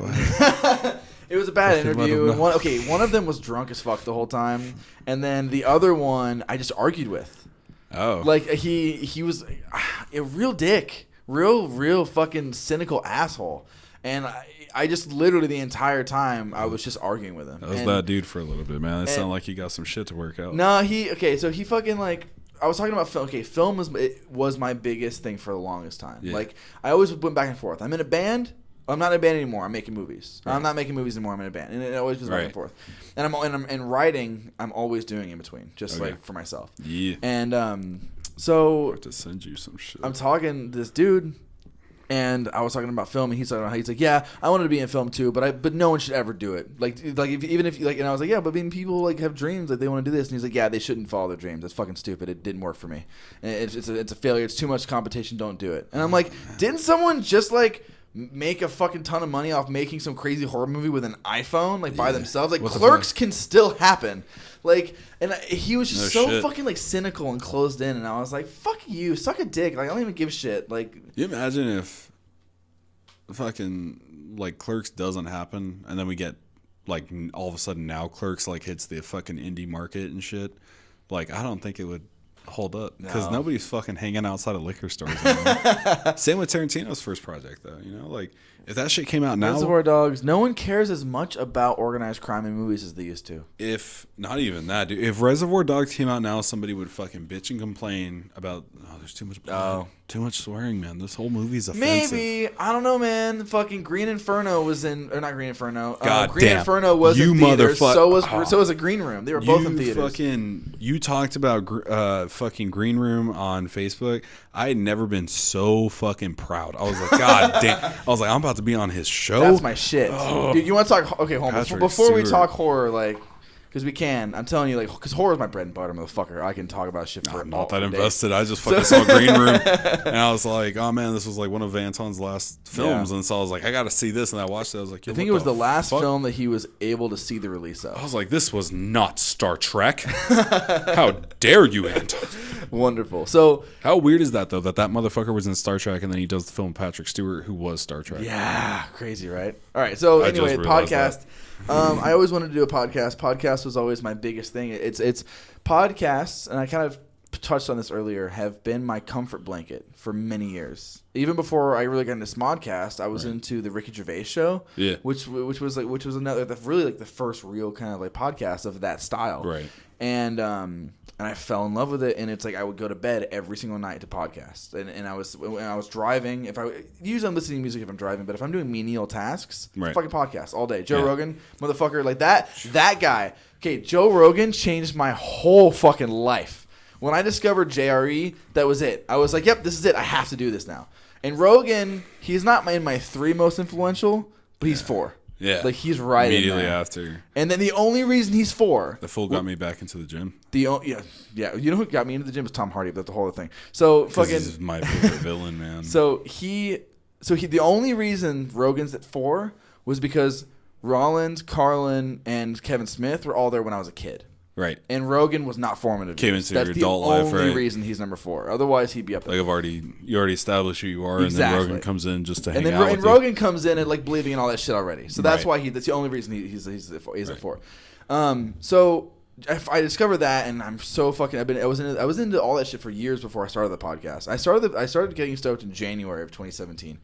And I had been talking about it forever. Shit. Happy birthday, man! Oh, thank you. I know we just passed. You're an infant. And the only reason I remember that is because January of the new year. I'm always going to be able to know how many years I've been doing it. So fucking cheated, man. Started fucking Birthmarks in the middle of a year, and I was just like, I don't even know when it started at this point. So like, I started it because I had a natural love of conversation, and I was like, all right, well, I do have a couple things on my side. I know a lot of people in bands in Phoenix.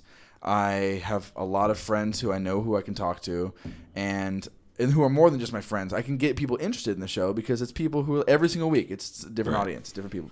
So I had that. I kind of figured it out, and at first it was my little portable audio recorder that we used to record Stellar, our first EP with. We used one little audio recorder for that whole fucking EP, and I put it in this fucking.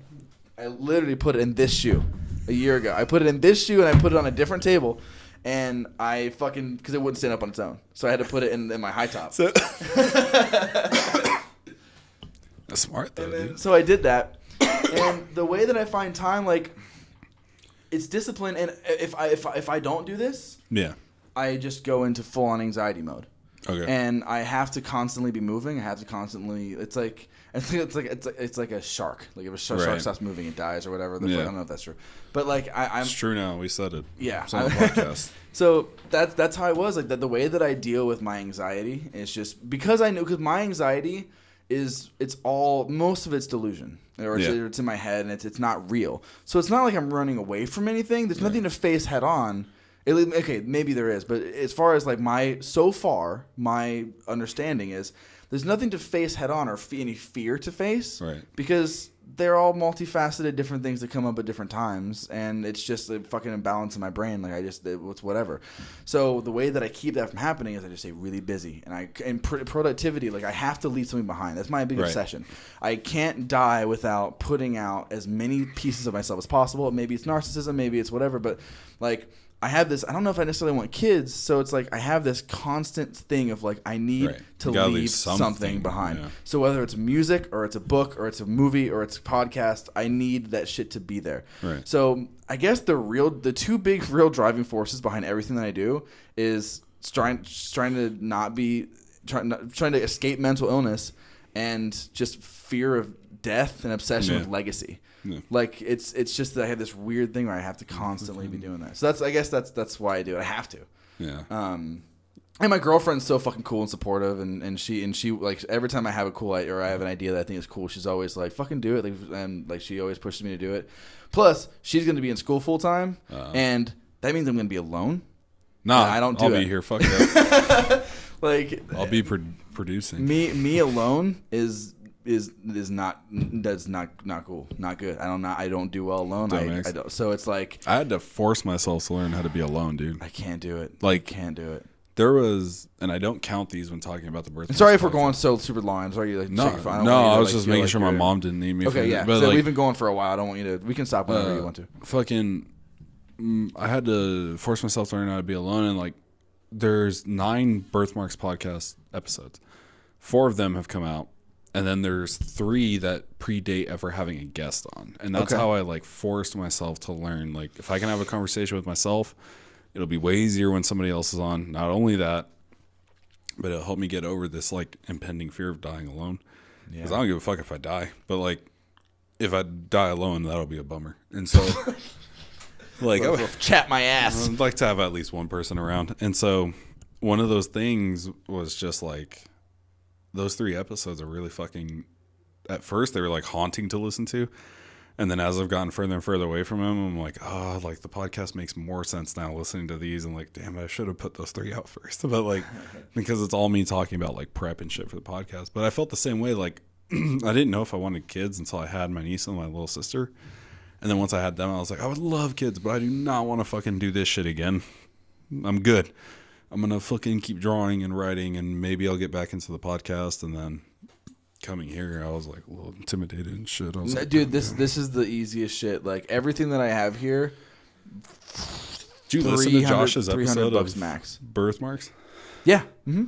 I didn't listen to all of it. Yeah, it's hard, dude. Yeah. That fucking audio. Yeah, that's what it was with the. But it was because it was over the phone, right? Yeah. Yeah. It was I don't do phone, phoners. And then I had to record the audio through the Mac speaker. From his phone through my Mac speaker into my phone and then also into the mic. Yeah. And then I was meshing those 2 audio tracks together to try and get something that would sound audible, and it worked partially, except there's just so much fucking static. Yeah, like with that's the second thing I've tried doing for Josh that got fucked up. I haven't done a Phantom Party episode yet. That's gonna be. Do one, I'll host it. I got some fucking questions for Austin, like why are you talking shit on Twitter? But like, so what's up, motherfuckers? Austin. When have you heard his rap album? Wait, who's Austin's? No. Dude. Do I need to? Is this important to my life? Yes. So the first song's called "Shit on My Hands." Oh. I'm sold. Dude, it's the best thing ever. Sounds like a real fucking winner, Austin. We will listen to it after the show. So, it's so good. Okay, but my goal until I do a podcast with Austin now, I'm just going to talk shit about him. So he only 5'11". He's not exactly 6 foot. So anyway, fucking when she's gonna be like for a while, dude, she's gonna be at school full time, and after work, I'm just gonna be at home all day. And what that means is I'm gonna end up like doing a lot of solo episodes. I might just end up doing a whole other fucking. Okay, let's talk about do an episode second. With the dog. I've considered doing a whole other show where I just kind of like it's even more for me than Getting Stoked is, where a lot of it's just gonna be me rambling about shit and like this thing. I have over the next 4 weeks, I think I have 9 guests like lined up, and that's a lot of that. Oh yeah, because you had one yesterday too. I saw that and I was like, what the fuck? A lot of that is just like I have to do that, and I think I'm considering starting a podcast called Talk the Cure, which somehow isn't taken. Somehow, like, Talk the Cure is like that's like therapy. That's what everyone. That's right. The term that right. You've heard that term before, right? That's no one's used that. Therapist said that to me. No one has used that for a podcast name. Which means that now that I've said it, I have to do it. Great mistake. Yeah, you said that on live. That's yours now. That's how that works, right? Yeah, you don't have to trademark shit. You don't have to. That's mine. No, you should definitely do that, doing that. Just like fucking rambling with me or with a guest where it doesn't have to be fucking like. Look, I love Getting Stoked. And Getting Stoked, that's the nice thing about it. It doesn't have to be anything. That's why I called it Getting Stoked. I was gonna call it something to do with Phoenix music or whatever, but like I wanted to do something more of like. I could do it whatever the fuck I want to do. You got me on here, then I don't fucking make music anymore. But you seemed like this kind of person where first of all, you had high recommendations from all my friends, so like there's one big thing. But the other big thing was I was looking at your one of them Austin, motherfucker. All this shit that I was seeing on social media, I was like, this guy seems really interesting, and I think he could be. And you fucking reviewed Tunnel of Love, and you said some really cool things. Yeah, dude, Tunnel of Love was a motherfucker. I'm not saying that so that we have to talk about it either, I swear. Let me tell you about Tunnel of Love, okay? I listened to fucking Tunnel of Love immediately after a breakup. Do you know how hard it was to talk about that shit? I was like, all right, let me put on this motherfucking song. You were sick, too. And it was rough, dude.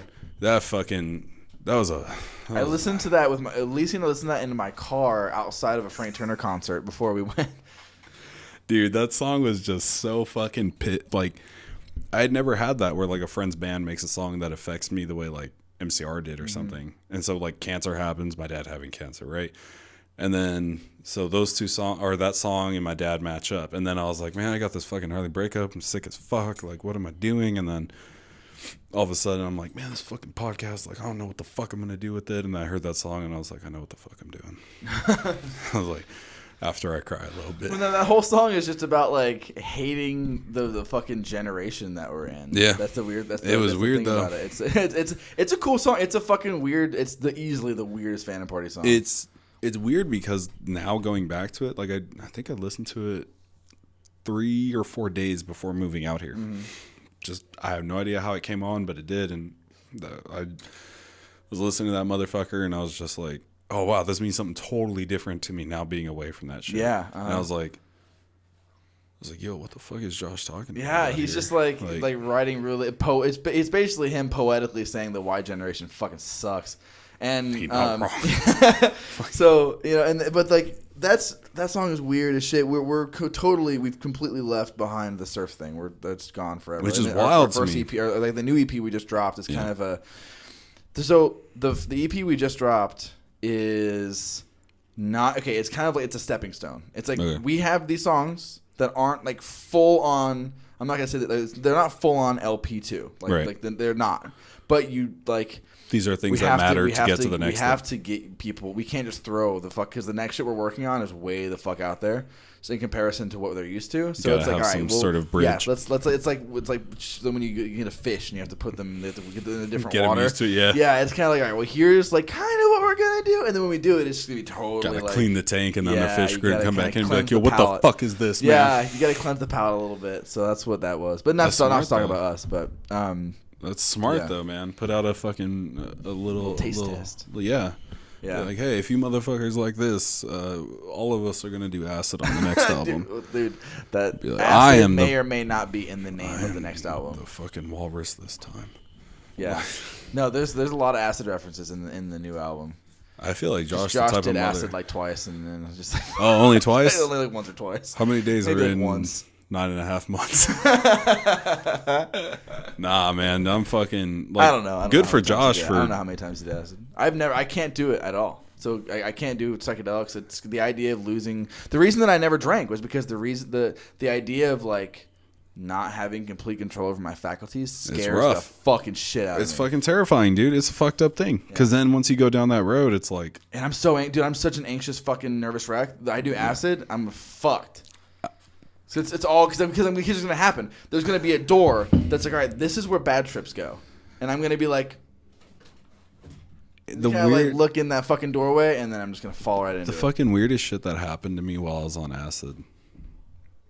Oh, dude, can I go pee first before I tell the story? Yeah. You got a bathroom liter right there. Okay. It's like, I don't. It might be kind of gross, but you can feel free to use it. Shit, you sound different with the headphones off. My voice is a little. I think is it deeper when the headphones are off, or is it higher? It just sound clearer almost. Clearer, yeah. Oh, fuck, I'm deaf. Nah, you're good.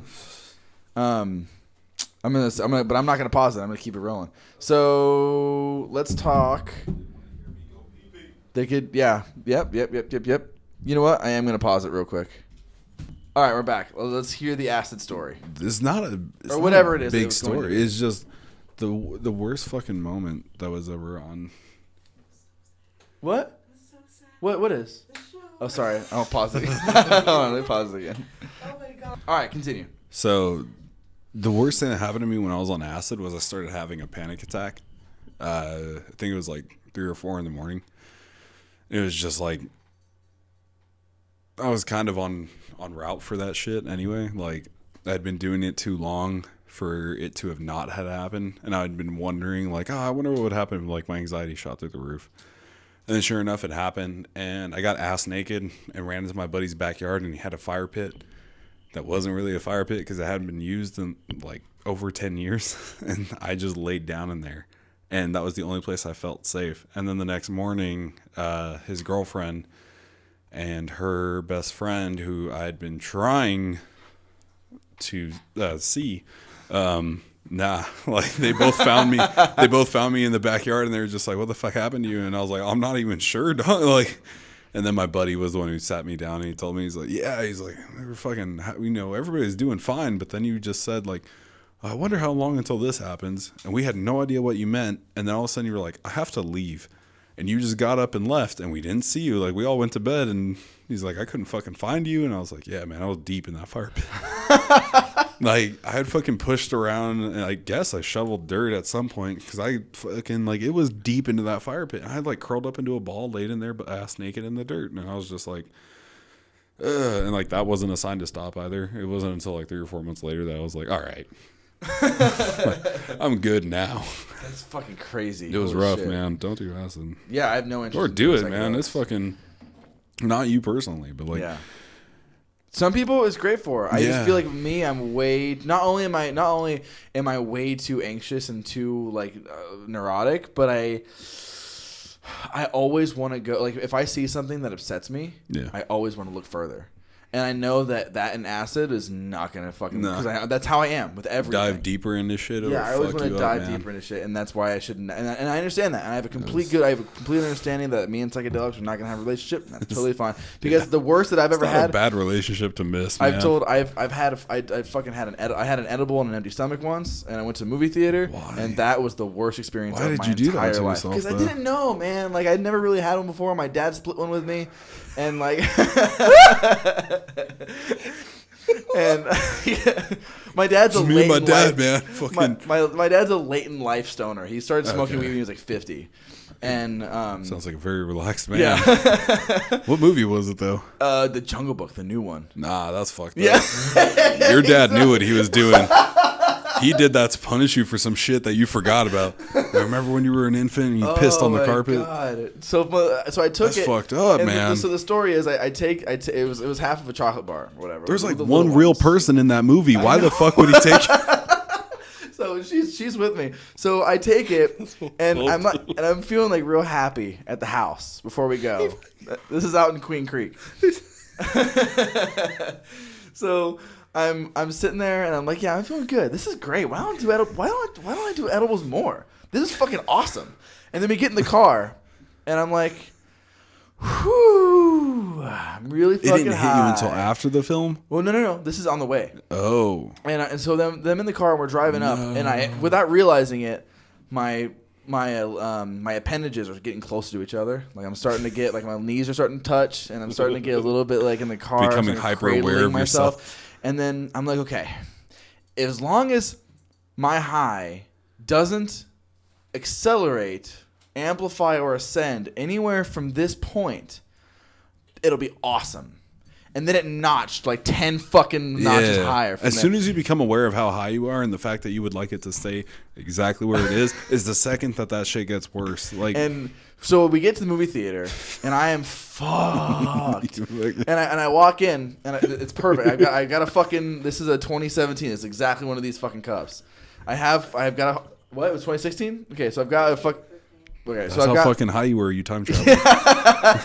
I got a fucking Harkins cup, and I go to hand it to the clerk, and it's one of these things where I'm like, okay, so I hand him the cup. When his hand touches it, I let go, but only when I know that it's been applied pressure and I can let go. And I like every little thing, and then he asked me a question. I'm like, yes. Debit, yes. And I like every little thing. It's like you slide it in. It's a fucking job, right? Every little thing. And then we go into the theater, and like I melt. Like I was laying next to her, becoming a puddle, and I'm losing my fucking shit. And then eventually it's too fucking much. The movie hasn't even started yet. And I've been here for a fucking eon. Like, I'm going to come back. I'm like fucking Dr. Manhattan. So I'm laying here and I'm all fucked up. And I'm like, okay, this has to stop. So I'm with her, my dad, my mom, my grandmother, my grandpa there too? Oh, thank you. My grandmother and my sister.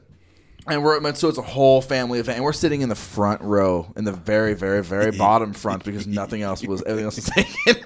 So I'm like, okay, this is enough. So I leave. Somehow I managed to walk to the bathroom. I thought I was just gonna. This is it. I was just gonna fucking see bright lights and fall apart, and that was gonna be the end of it.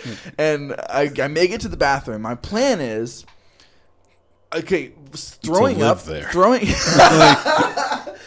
Throwing up is one of these weird releases for me where I feel really, really. So if I'm really feel anxious, great after you do it, man. If I'm having an anxiety attack, I just purge. Yeah, it's a reset button. Exactly. Yeah. So I go to the bathroom to throw up, but I'm too fucking high, You're too high to throw up. So I'm laying down.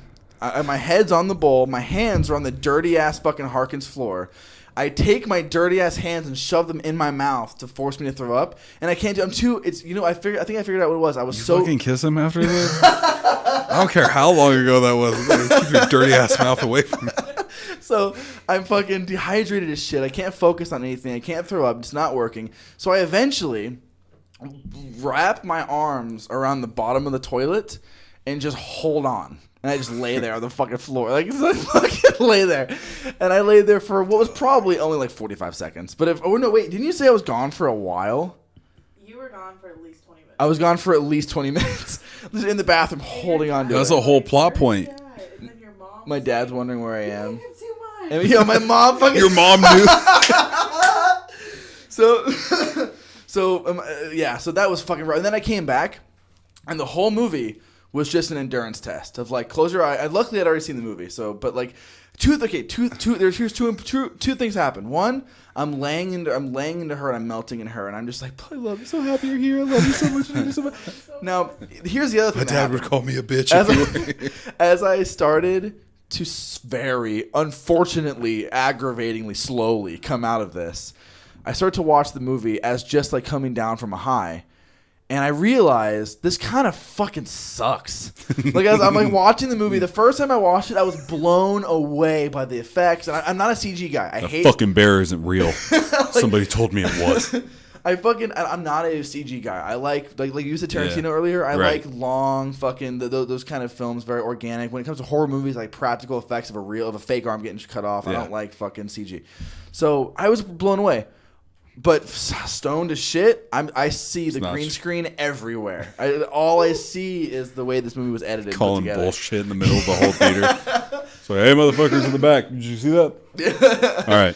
Yeah. Sure. So yeah, that was that was enough. That was my one and only true psychedelic experience, and that was it. Done. And the weird story to top that. Tell him. No, I'm not gonna. I've already told this story 1,000 times in the podcast. I'll tell the pot story. On a different time. All right, I'll tell a short version. So, I told it on the show last night too. Did you? It just gets up there. I told it a lot. But you know what? Man. Rogan has so many of these. Yeah. So many. The best story was telling it to my dad. But like this. So you told her father about this. So we're driving, and that's a man you're supposed to impress. What the fuck? So we're driving. She's driving. I'm in the passenger seat, and this is during that time I was talking about earlier, where I really just discovered weed and I fell in love with it. Yeah. And I'm getting a month into dating. And I'm getting a month into if you want to talk, date. then you can get on a fucking mic. Otherwise, like that'd be wonderful. Plug in an XLR and fucking talk. I don't know. We might team up. So so we're driving, and I'm getting stoned as shit. We get rear-ended hard. And I got this fucking fully packed bowl in my hands, and I have a cup that we just got from Wendy's. We just got back from Wendy's.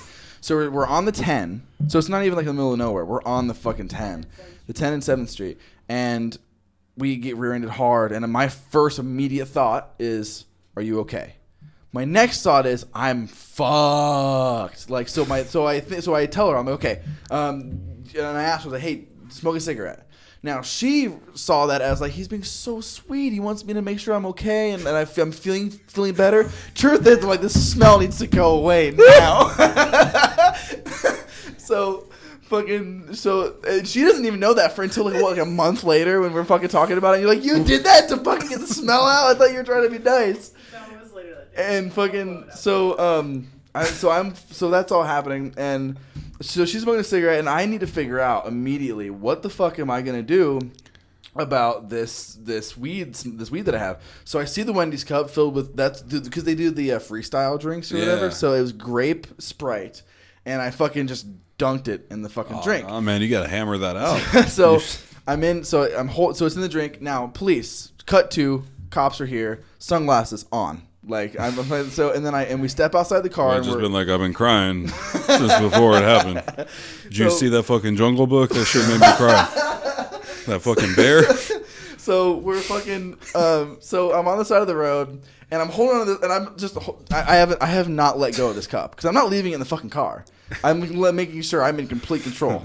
So, I just really like Wendy's. holding on to this cup. I've never had a freestyle. I'm holding on to this cup, and cops are there, and I'm just like sitting there like this, and then paranoia kicks in because I'm around cops and I'm stoned and I'm on the fucking freeway with bowl in my fucking hand. So I'm sitting here and I'm like, okay, they definitely noticed that I haven't drank any of this. They've definitely noticed that because that's what they would fucking notice. Oh no! So I fucking start drinking out of it. And I'm just trying, because I'm like trying to avert this because I'm thinking that they noticed trying that I to haven't whisper in drank. here like, act natural. Take a sip. So it's at this point it's dark out. I'm still had her drink. Even while I said it, I was like, nah, that can't be real, right? So even as it's getting dark out, sunglasses still on, still holding this cup with both hands. Then the police officer is like, all right, well, we're all done. You know, I'm gonna get you off the highway. And I'm like fucking shit. You're like, nah, I've been high this whole time. So I was like, okay. So we get in the back of a cop car, in the fucking bullshit plastic seat with no handle, with no fucking like handles, whatever. And I'm sitting there holding the cup like this. And now at this point, the weed had marinated into the drink. So I'm just getting higher and I'm just drinking fucking pot. And then he turns around and he's like, surprise, bitches. You're under arrest. We're both stoned out of our minds. Yeah, so I'm sitting here like this, like, and whenever we're talking to him, whenever we're talking to him, I'm talking like this because I'm blowing the breath down so he doesn't fucking smell my breath. Because I'm like, my mouth is so dry and sticky. Yes, it has been a rough day. Thank you so much for your raise. So he drops us off. He drops stuff off the exit. And I just fucking throw that whole thing away in the garbage, and I'm fucking done with it. Oh man, you should have hammered that. You gotta finish it, dude. It was. Dad didn't raise no bitch. And that was the end of like my favorite bowl. No, I had that fucking thing forever. Oh, that was. So that story, those. Save it. I what? Try to make you save it. But I was so scared. I was like, no, fucking, I'm done. I was so so fucked up. The last time I had been really affected by edibles, it was nothing fun like that. Like, I know that was probably horrifying, right? I know that was probably horrifying for you, but even telling the story, people are just like, yo, man, that's fucked up. I'm not doing that shit. It was so bad that I had thought about calling my mom, who, like, don't fuck with that. She's not a fan. She doesn't, like, not me, not no one. And I had, like, thought about, like, oh, shit, do I call my mom? And, like, the girl that I was dating, the last girlfriend, she had, like, been fired, but I was too high to be aware. And so she told me, and I was just like, what would you like me to do? And, like, I went back to sleep because I was so like, I cannot be awake right now. And then it was when Carl's Jr. No, maybe it was Carl's. They were doing like something called like the Moonshine Burger or some shit like that. Okay. It was fucking weird. And so that's all I was craving. And so I was like, I need this because we had tried to go. I love you so much. We had tried to go to Chili's or some shit. And did you get on? I was literally too high to have Chili's. Like, I started crying before we could order food. And I was just like, we have to get the fuck out of here. And so we left, and then I got to the parking lot, and she drove like 10 feet away from the Chili's, and I was like, pull over. And I opened up the door and just threw up at a stop sign. And then she got me to a parking spot, and then I threw up there too. Fell asleep. She wakes me up, tells me that she's probably going to get fired. I'm like, what do you want me to I need a moonshine burger. And I went to sleep. And then I wake up and there's a fucking moonshine burger and onion rings between my feet. And I was like, yo, where the fuck are we? And we were in the parking lot of Disney. And I was like, yo, does she still go to work? Or did she go to get fired? Like, what the fuck happened? I eat my burger and fries, go back to sleep. I wake up. We're back at my house. And I'm like, yo, what the fuck? And she was like, we went to my cousin's. And I was like, we did? She was like, yeah, you said hi to them? I was like, from where? She was like, well, you stayed in the car laying down, but like they all saw you. You waved to them. I was like, nah. Like I did not go there. But like people underestimate weed. They don't talk about like people just surface level smokers. Like no one talks about this shit. Because everybody has that mentality of like, that ain't shit. Yeah. Ain't gonna hit me, bitch. It is now. And then you like take one puff and you're like, God damn it. All the fucking medical high grade shit that is now with all these scientists and shit working on it, it is that way now, motherfucker. It's bad. It's fucking There's crazy. shit that'll make you feel like a pair of fuzzy socks. Like, it's fucking wild. Like, as soft as your dog is, there was one time that I was like convinced that I was that soft, but I'm not, like, at all. Like, I smoke too much. And so, like, I was trying, I think it was that same girlfriend, I was trying to convince her to just, like, rub my arm because it was really soft. And she was like, you're not, that's not.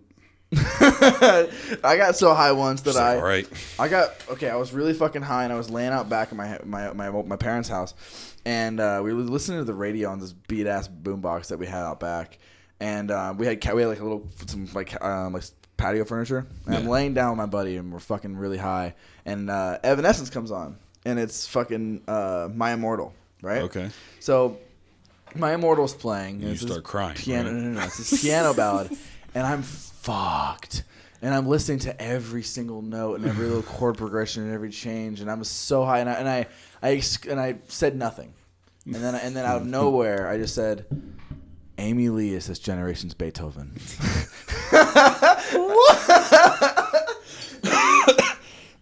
And my friend. Same thing as when you're drunk, dude. That's how you truly feel. Dude, he forever after that was like, are they as good as... I'll tell you about how good a band is. As good as Amy Lee.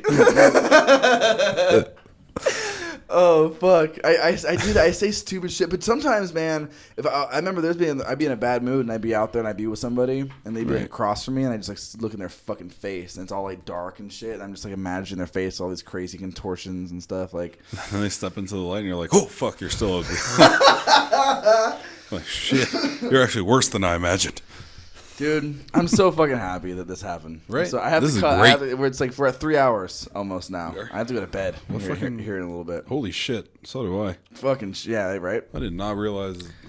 Yeah. Oh well. Fucking 908. This is awesome, though. Dude, thank you so much for Gotta- fucking coming on. You have to get on the podcasting game, register that shit. Fuck, it's a $14 a month for unlimited podcasts on the website that I use anyway. Oh, shit. Like, dude, it's fucking legit. Like the gear, like I got all this for like under $300. I might have to do this. I just got a job at a fucking golf course. Nice. No. It was weird, dude, because Yeah. like it was through a family friend named Chance, wonderful Okay. human being, but like is just so fucking strange to me. I worked at a fucking Target, a Walmart, Disney, a delivery service for blood, and now a golf course, and like I don't know where that. falls in the middle of. Don't forget California Adventure. Yeah, that was Disney California. That place was fucked up, but like yeah. How long did you work there? 2 years. 2 years. That's 2 fucking years. crazy. It was crazy that I didn't kill myself while working there. Like, Yeah. fuck. Yeah. And then I worked the games on the boardwalk, and I kept on giving out free prizes and shit. And then apparently after I left, they like really got strict on that. And they Yeah. were like, "We have inventory. Like, we know who's giving what away now." And I was like, "Sorry, dudes. Like, that was definitely me, fam." I found I one of those guess your weight things or guess your age things. Yeah.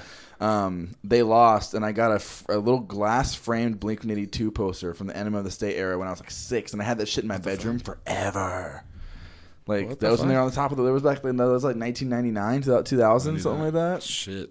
I had that poster for. That was back when Travis had the little like not cornrows, but like the little bud things, the little Yeah. like twisty things in his head. That motherfucker tried to look like the girl in the Matrix.